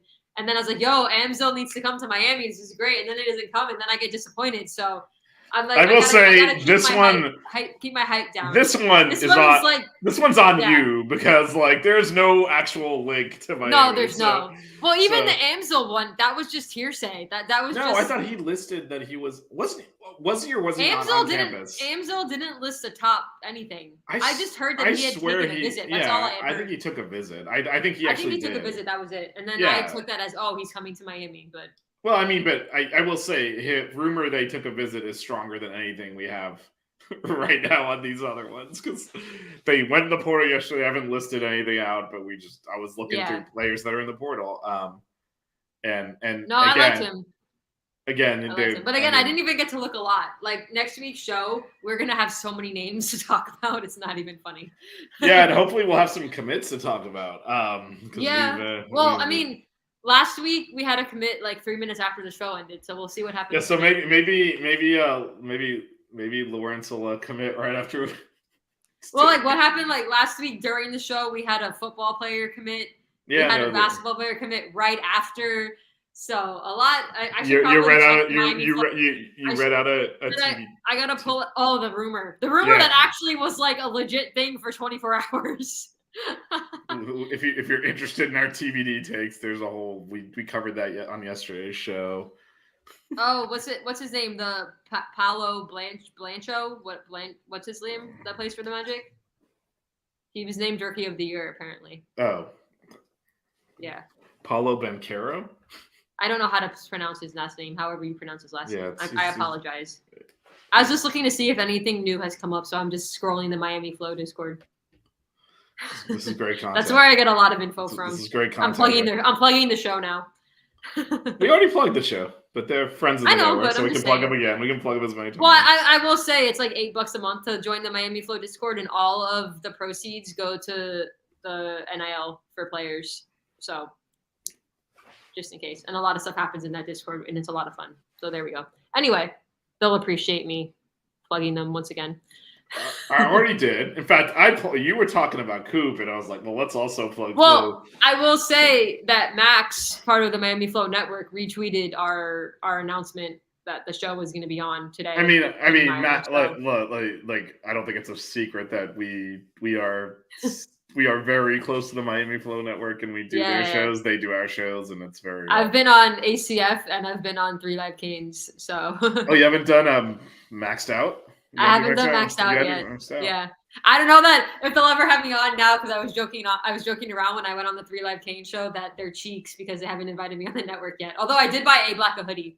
So the hoodie that I wore last week on the show, I bought him that same exact hoodie and sent it to him because I told him he needed more Miami hoodies. So I sent him one. Yeah, wasn't he was cheering for Connecticut, right? Like I don't. He was cheering for both. A-Black's a big Miami football fan, but he's been a UConn basketball fan forever. You can't cheer for both. Like you can't do that. No, he was more of just like whoever wins, that's who I'm rooting for. So that's basically what happened. That's not. We got to call him out for that. That's not acceptable. He's hating on me because I think Bijan Robinson is a better back than Jahmyr Gibbs coming out of college. Okay, you already tried to talk about Bijan Robinson 2 weeks ago. We need to not do that here. The NFL draft. There was another guy you mentioned about. Yeah, so this one didn't play.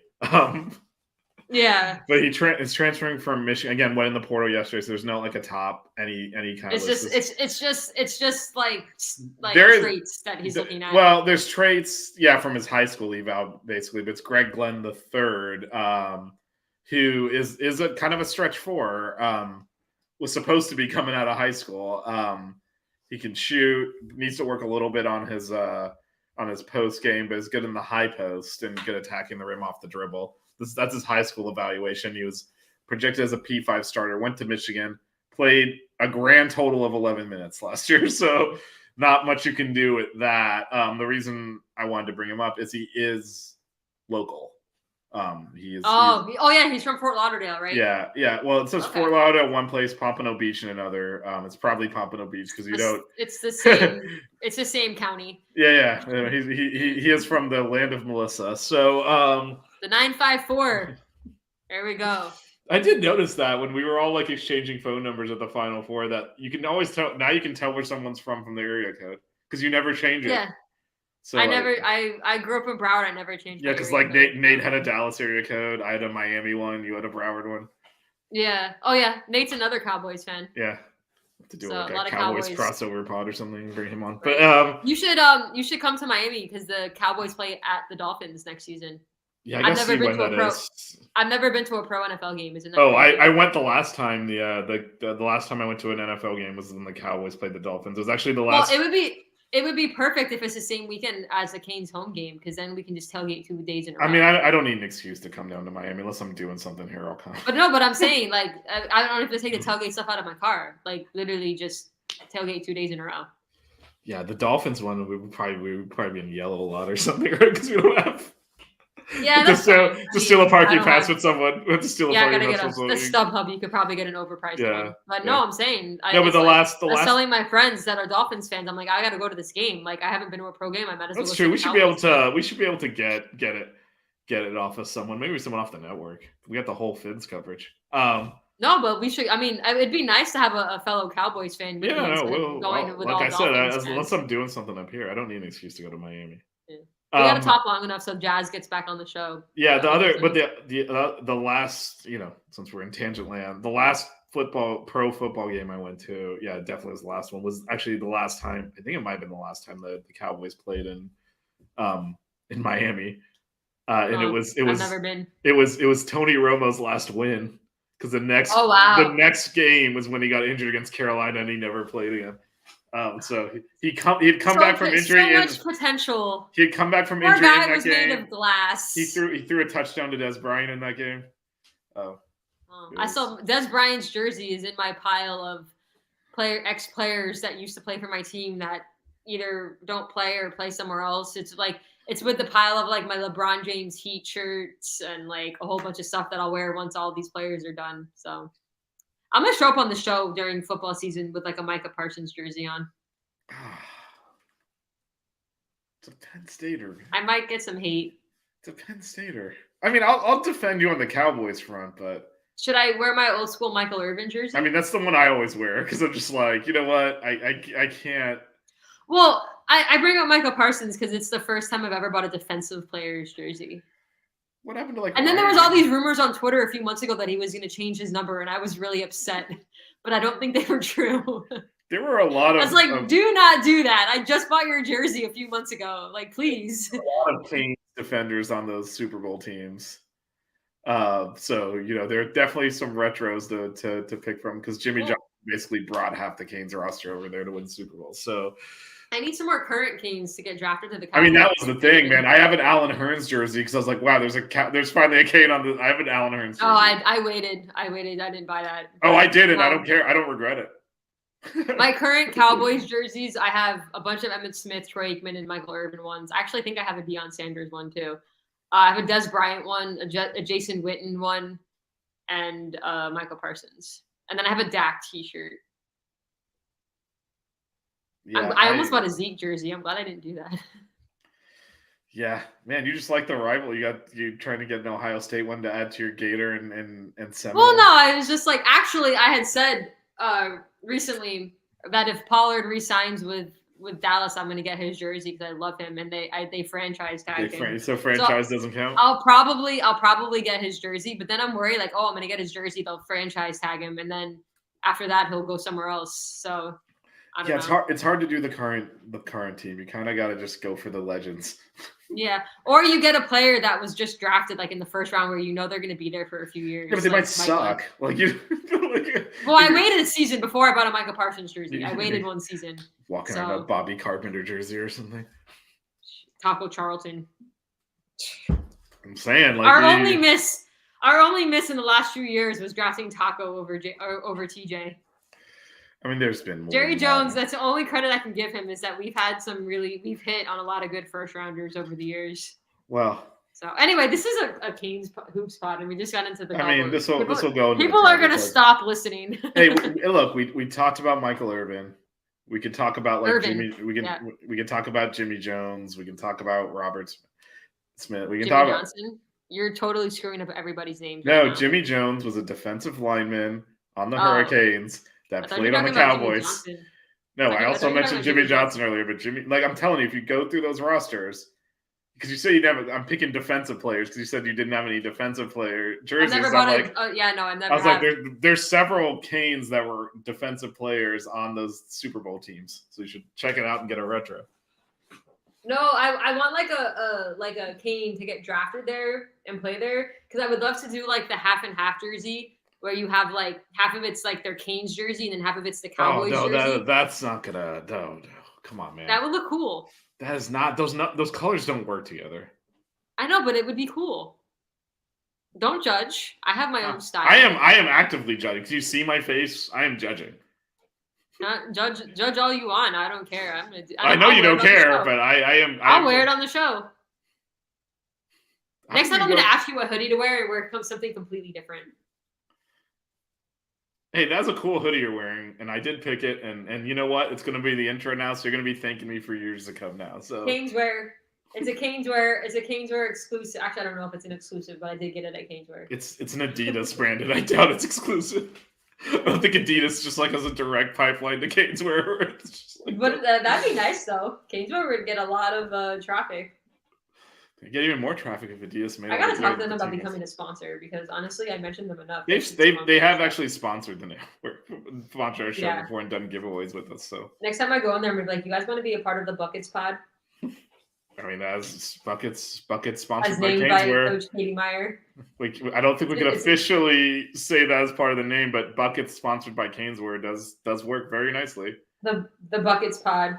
Yeah, Buckets by Caneswear. Or is it just Buckets? I think it's just Buckets. She said Buckets. That's the name of her boat. We gotta go Buckets. Yeah. But Buckets by Caneswear has a good ring to it. All right, back to men's. Why am I getting another 5 Reasons Sport? Oh, someone's going live at the same time we are. Do what now? I know. I gotta watch live now. 5 Reasons Sports Network. So there's another show going on within the network. Oh, you turn your. I don't have notifications on. Huh? I don't have notifications. I only subscribe to 5 channels on YouTube. Oh, I'm subscribed to like 1 million. I'm subscribed to obviously the 5 Reasons, 6 String, whatever, Coop, Miami Flow, Locked On Canes, and Coach Hayes. Yeah, have those and like 50 other ones. So Coach Hayes is a really good show to watch if you want like the breakdown and like the real specifics of football. Because he used to coach before he did YouTube, so he knows his stuff. I'm trying to get him to talk more basketball though. I mean, I feel like we're owning the basketball space now. We got Coach Meier on. I feel like right. Our first guest was Coach Meier. Listen, if you don't hit like on this on YouTube or give 5 stars on like the pod or whatever, wherever you get your podcast, you're crazy because we got Coach Meier on the pod. This is only like our 4th show on the pod. Like it's only like we're just gonna keep going up because I mean we got one of the goats on the pod like 4 shows in. You're looking something up. What are you looking up? No, it was well, I'll shout out my sister. No, my sister texted me. I missed the interview because I couldn't. Can I watch on the pod? I was like, yeah, we're still going on this show. We're still going. The interview's been over for an hour. But that's the click. Is there anyone still watching the show currently? Yes, I don't know if Anthony still is. Yes, there. I can actually see the viewer count. There are people watching it. Yes.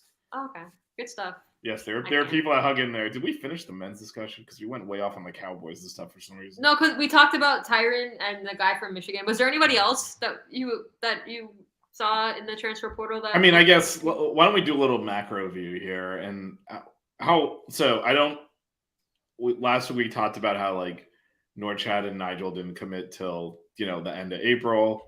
It is the end of April now. It's the end of April. We've missed on people. Again, these are all rumors. We don't know who we're actually even going after.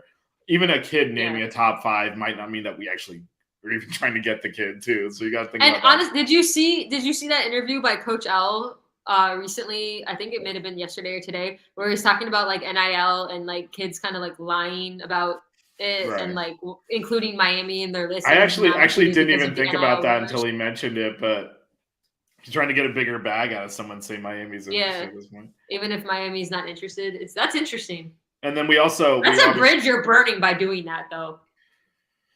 Mentioning Miami when it's not even. Well, I mean, are you? I mean, I don't. Frankly, if you end up at New Mexico, were you ever going to end up at Miami?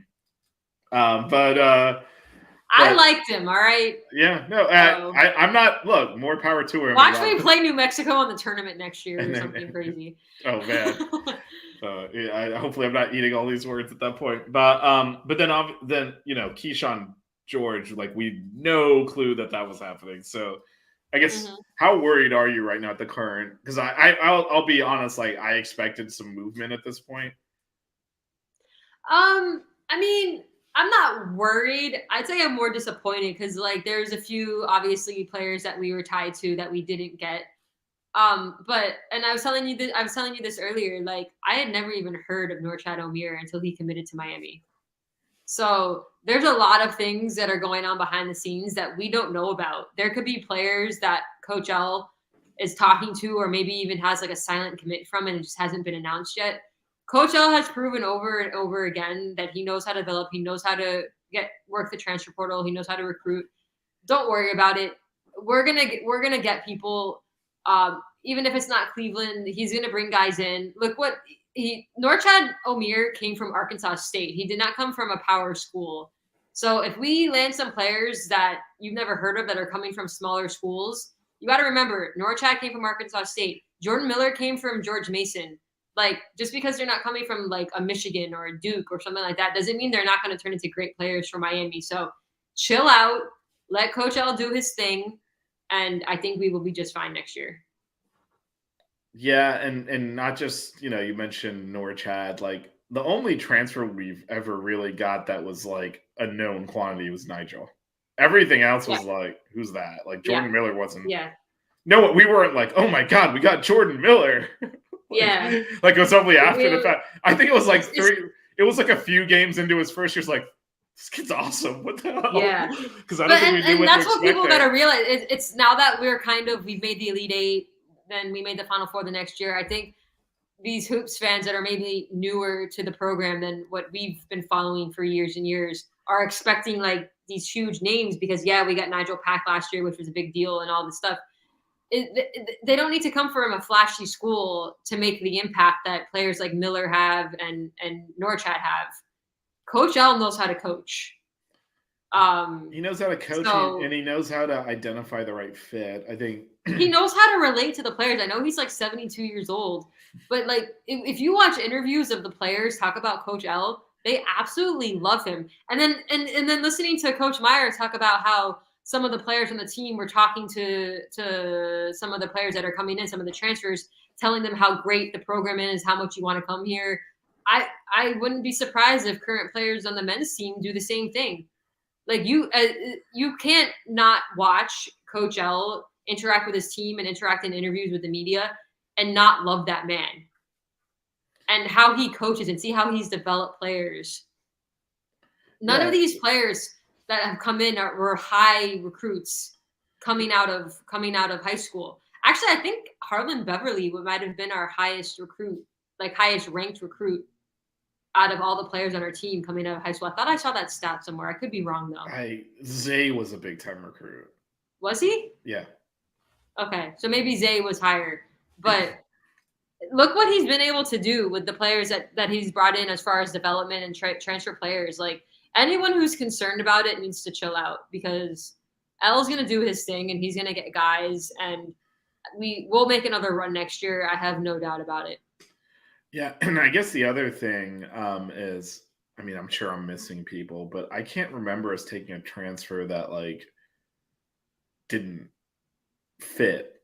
He's very good at finding the right fit for the team because I think if you think about the transfers we've brought in the last 2 years. Jordan Miller came from George Mason 2 years ago, immediate starter, immediate impact player. Pat comes in, Omier comes in last year, immediate starter, immediate impact players. He knows what he's looking for, and he's looking for a certain niche. So if you see some of these big-time names in the portal and like, oh, Miami missed on them, he might not even be going after those players. He knows what the program needs, not us. And actually, even before the year before this last year we just had, it was, McGusty was a transfer in. Yep. Charlie Moore was only here for a year, transferred in, and look what he's able to do with Charlie Moore, who I think we were like his fourth school. Yeah, he bounced around quite a bit. He bounced around a lot. Yeah, so I mean, he kind of knows how to find the right fit, and again, a kid listing us in his top 4 doesn't even mean we're interested. So yeah, it's all a play. It's a business now with NIL. Yeah, and I'm gonna go out on a limb and assume that Coach L's planning on fielding a team next year. So we'll get some players in here. I'm just gonna there'll be some, and I think he's looking for the right fit. We play. And he's looking for the right fit, and you also have to remember we have a great core coming back with Nigel and Wooga, Omier, and Bensley. We're building around those 4, and I think Robinson and Watson play a role next year as well, developing from freshman to sophomore year. We've got a lot of good pieces already and a good core, and he's going to find those right people to come in. Yeah, but I would say I think one of the challenges he has is I totally agree with you. It's a strong core. It's a unique core. You can't just get like a traditional 4. That's why we've been talking about stretch 4, and I've been saying it for right. weeks. Right. On every pod I've been on. I feel like when we're talking about merch, we got to have something that's a stretch 4. Huh?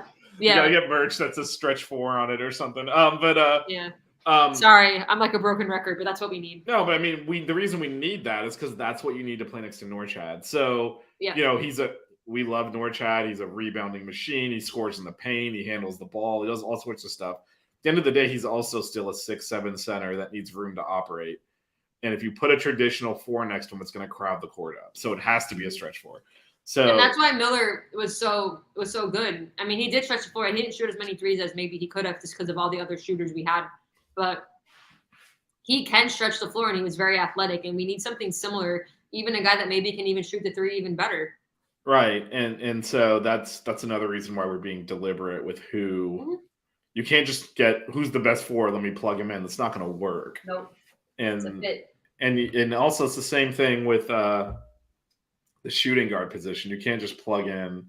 Like it needs to be someone that can play with the ball in their hands. Yeah. And that's why we keep saying that Wooga could easily slide to the 2 because he can. And that's another option, right? Shoot. So that's another option. Yeah, he can slide. You can keep him at the 3, but if you bring Cleveland in, depending on who else we get, Cleveland could easily be the 3 and you slide Wooga to the 2. I'm okay with that. Wooga's got more size. He can shoot. I think his ball handling is going to get even better. I'm fine with that. and I still think Bensley is our sixth man, and he's the guy off the bench. Like I don't like the idea of playing that small where you have Bensley and Pack starting. I just think it's too small. All right, to kind of yeah, I totally agree. I think if we're doing that, it's because we just couldn't get anyone else in here to. Yeah.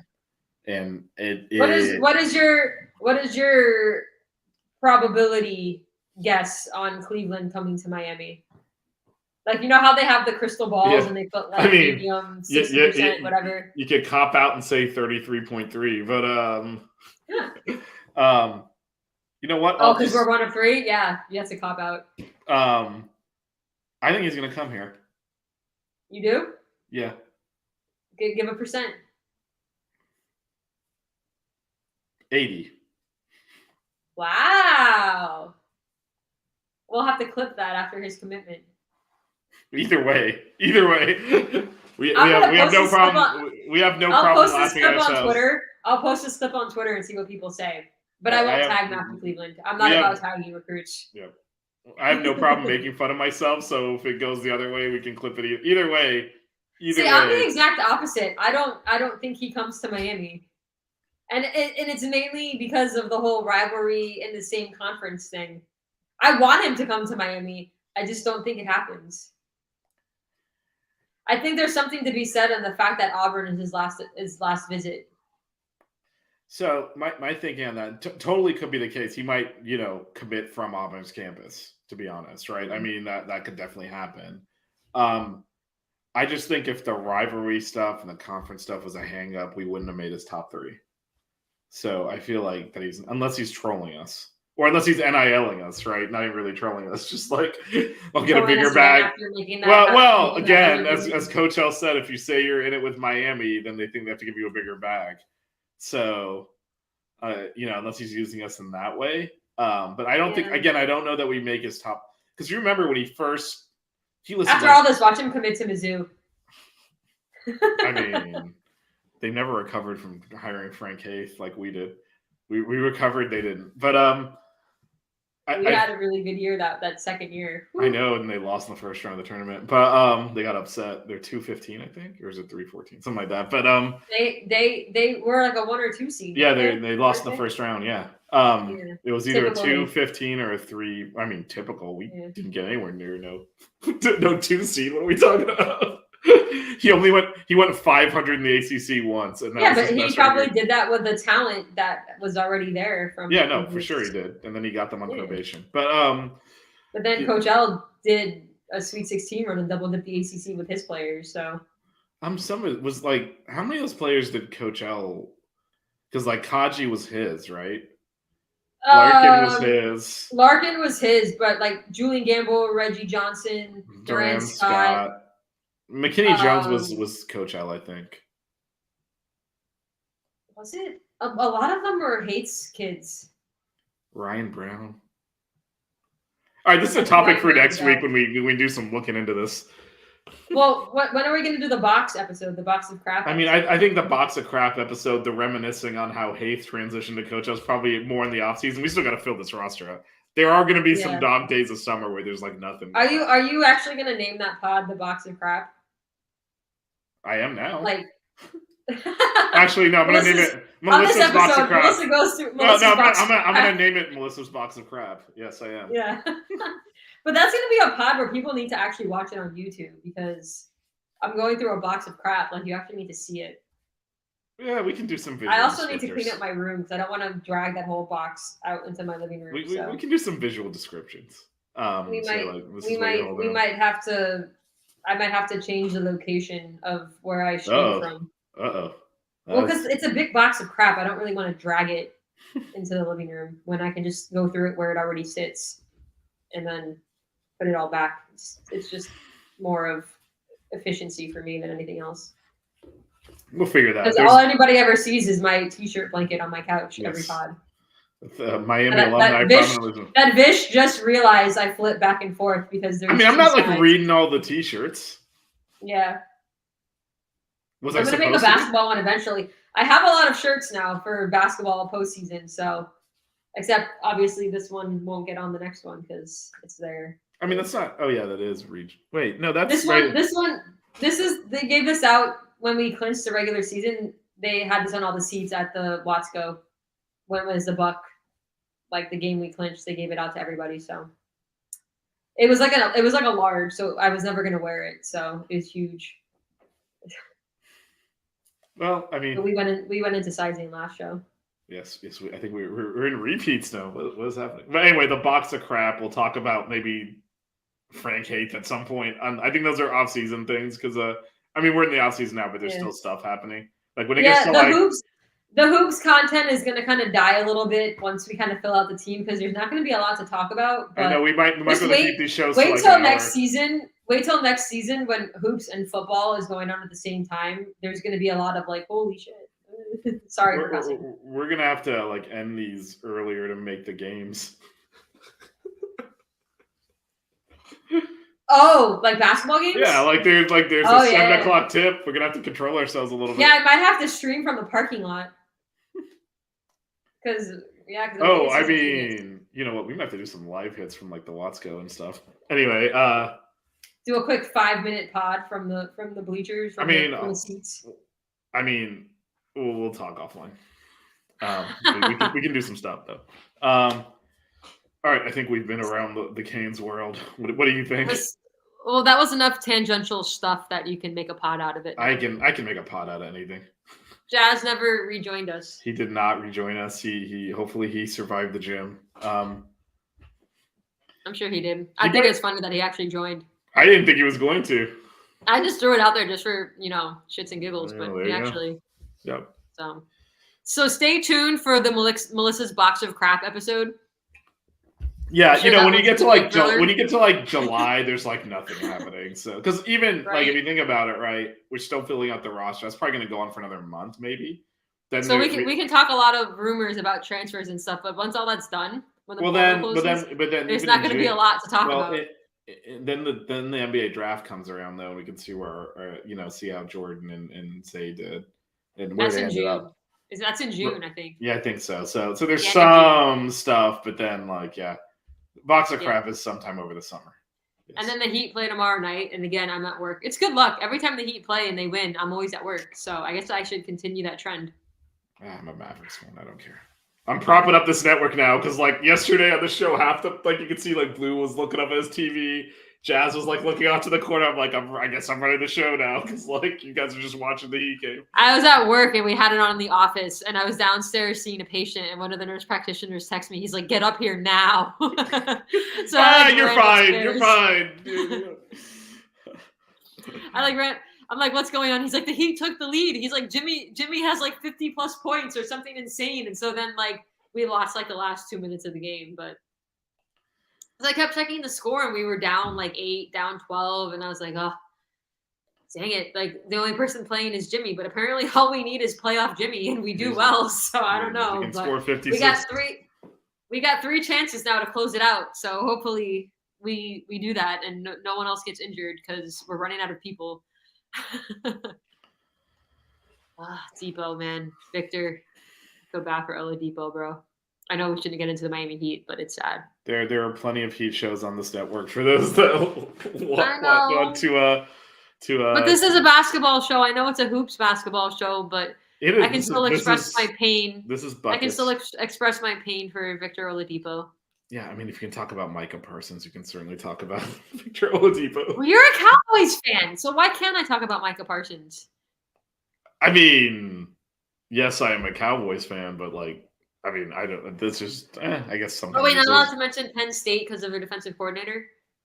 I wasn't even thinking that, but sure. Man, Storm Duck just got one look at Manning, got the hell out of there, huh? Such a great name. That really is a great name. He needs to go to Oregon or Miami. Yeah. Maybe. I mean, I don't know if we need a corner, but. All right, I think we're about to. I think we've exhausted all things we can talk about. I didn't think we would go 2 hours today because we had less players to talk about. We still managed to go 2 hours.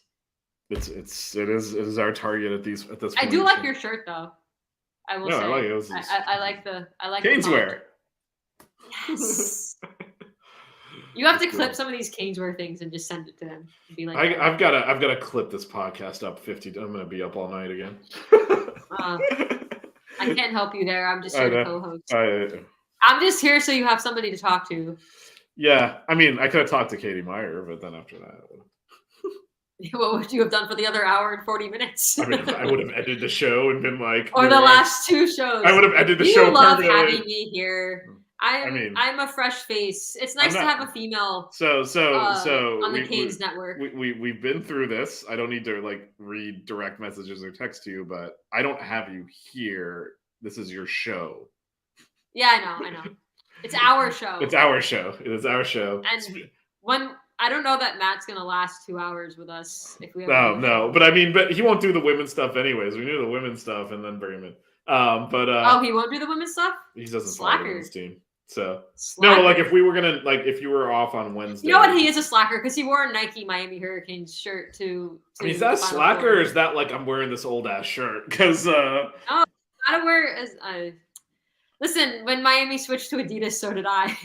And I have this joke with my friend. I have it in text. He's like, "What happens if Miami goes back to Nike?" And I'm like, "I go bankrupt having to change out my closet again." Okay, you can't. I mean, you can't get rid of you can't get rid of like that hoodie and stuff. Well, something that, but like I wear a lot of like even before like we switched. Like I had a lot of regular Nike stuff that I would always wear to like the gym and to go play basketball. And from that, I switched to Adidas too. So I have like probably like 8 or 9 regular Adidas hoodies. All of the stuff I used to go climbing, like all my basketball shorts are Adidas.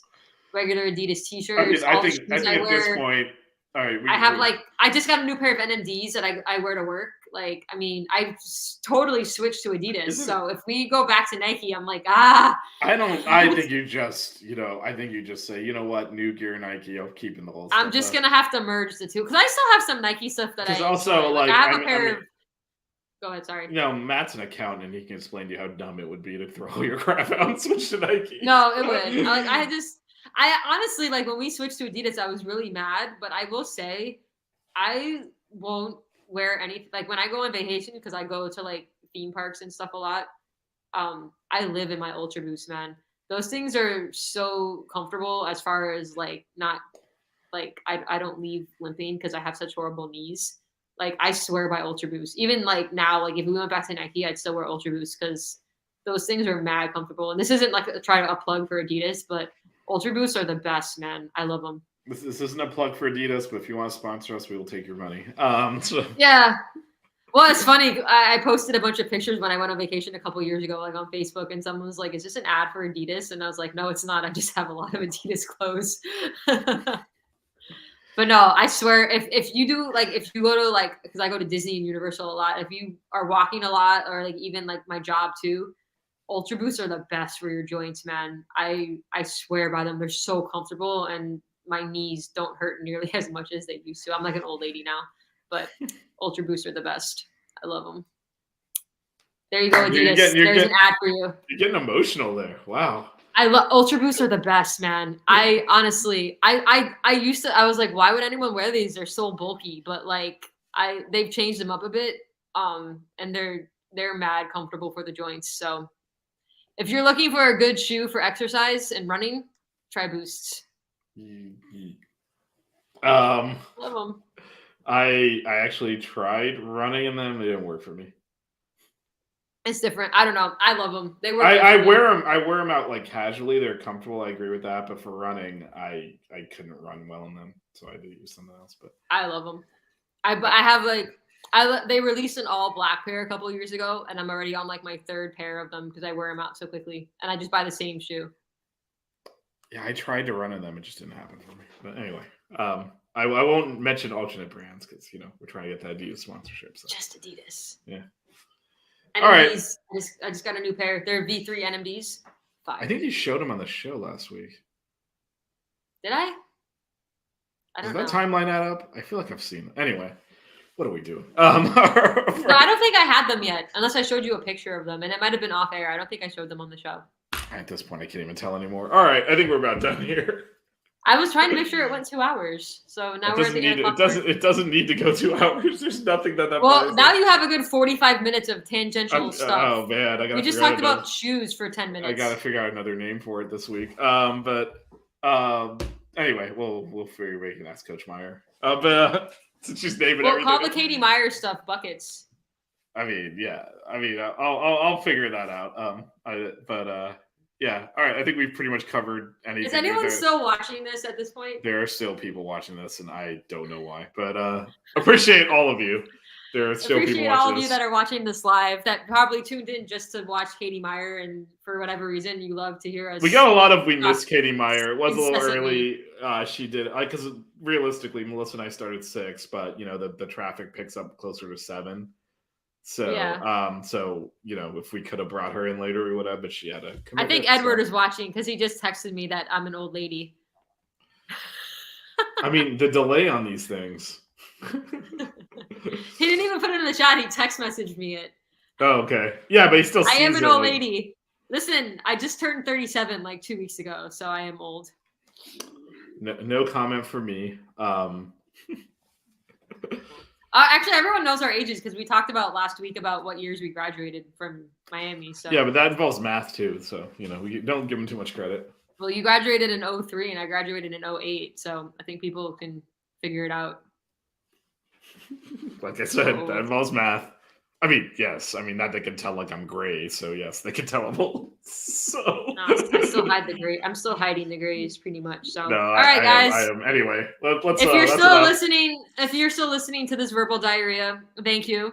Shout out again to Coach Katie Meier for coming on the show and talking to us as our first guest and for naming the show. Much love. Hopefully you're back on for many more shows. Because we would love to have you. I mean, I think she enjoyed herself, at least, just reading between the lines. So hopefully she comes back because she's excellent. She's amazing, and again, top coaching duo in the country. One of the top coaching duos in the country. Right, and just reminder for everyone: I will be on with Matt tomorrow at 7. We're gonna talk more hoops. So yes, more men's hoops. More men's hoops, and if you're sick of listening to me and Vish, Matt's a good listen as well. Yes, yeah. He sold us out last week, and we had it all allotted on Wednesday to like finally get the 3-person pod going, and it didn't happen. Yeah. But one day in the future, he's getting married in like a week, so anyway. Yeah, he actually has a life, unlike me and Vish. Anyway, there will likely be a pod again next Tuesday because that's when I'm off. Oh, so you're on the same schedule. Schedule, but. Yeah, and I leave for Orlando on that following Friday, so Tuesday would probably be the best time for me, unless you want me to, stream from Universal. We'll have to think about that, but I'm not streaming from Universal. I can stream while I'm on Velocicoaster. I mean, that would get some views. I think the earbud might fall out. No, they wouldn't even let me. I'm not allowed. You can't bring anything metal or like a phone or anything on those. So you have to go through metal detectors. Yeah, I can't do any of that crap. I get motion sick. But anyway, let's. Because you're old. That's because you're older than me, and I'm already old. I got motion sick before I was older than you. That's a shame. All right. Anyway, that's enough. All right. I'm still getting a ton of notifications. There's another hoop show tomorrow, and then we'll be back next. We got the weekly show Monday. We'll have another baseball show. Melissa and I will be back next Tuesday. I'm going to come on a baseball show eventually when I'm off. You should do that. So I'm inviting myself. Although I think Jazz invited me last night, but I was working. So yeah, and you can come on the football show too if you're ever not working. So you're part of the network. Alongside the legendary Larry Bluestein. I love the beginning of the show. Sorry. We're gonna change it now because you ruined everything. It was so nice, and now you interloped. Why did I ruin it? We can't. We gotta have you in there. So. Oh! I mean, I didn't ruin it. You're the one who invited me. And Matt. Matt was just skip one show, and we keep forgetting to mention it. So yeah, Matt will be back tomorrow, and Matt's on tomorrow. I think it's better, because I don't know that the 3 of us on a show. I don't know that we'll all be able to get a word in. Well, we're gonna find out at some point. So. We will tell him to be free next Tuesday. I'll ask him. He's actually getting married a week from Sunday, so that's his wedding week. So I don't know. So May 7th. So maybe after tomorrow, you might not see Matt for a couple of weeks because he's actually doing important things. besides talking Miami basketball. Hey, that's the same day I'm running a half marathon, so we all have them. Oh wow. Yeah, I can run down the hallway. That's about it. Yeah, I'm gonna die, but I'll get through it. Vish, next time you're in Miami, I'm gonna take you rock climbing. I don't think I can do that at all. Indoor rock climbing. I don't think I can do that at all. Why not? Are you afraid of heights? Oh no, not at all. I'm just not coordinated. You don't have to be. Don't worry. It's just fun. I'm horrible at it, but it's a lot of fun. All right. Well, you're never coming to Miami. Oh, you're never telling me when you're in Miami ever again. I already told you the next time I'm going to be in Miami. What are we talking about? Oh yeah, we're gonna go to a baseball game and explore campus and talk about the abilities and eat at the Rat and get fried mac and cheese. Okay, that last part you added, but that was not discussed. This fried mac and cheese and eating at the Rat. I'll eat fried mac and cheese. You can do whatever you want. I don't know. But anyway, there's beer. It'll be fine. All right, we're gonna incessantly talk about stuff. So let's go. If you're still watching this, kudos to you. I don't know how shockingly you put up with us. there are at this point. My theory is they forgot to close a browser window or something. I think Edward is still watching. So anyway, but if you signed on late, go to the first 25 minutes of this pod because we actually interview Katie Meier and talk about real things that are and she was awesome. As Melissa said, she was awesome. And actually she, in addition to one of the reasons, we love her and that she's such a good interviewer, she doesn't hold things back. So she did she dropped some nuggets in there as things we weren't aware of as people that follow the program and stuff. So definitely good listen. Yeah, and having a dinner with the recruit tonight, and that she's gaining weight because she's having so many dinners, which is funny. Yeah, and so she doesn't give you the stock answer. She's actually thoughtful answer. So definitely. She pretty much told us as much as she probably could, considering the limitations, because you can't talk about recruits and stuff. Yeah. So. Yeah, so definitely. Again, go all the way to the front. Coach Meier. We love you. You're the GOAT. Thank you for coming on. Hopefully you come on again soon. Not that you're probably going to watch the ending of this, but no one's watching the ending of this. But I will see. Appreciate you. I'll see all of you tomorrow with Matt, and we'll talk some men's hoops. So and then thanks for watching, Vish. Always a pleasure. I'm sure we're going to talk in about 5 minutes on DMs. All right. Peace out. The 6 Ring Kane Show. Yeah. The 6 Ring Kane Show. Yeah. The 6 Rings Kane Show. You know.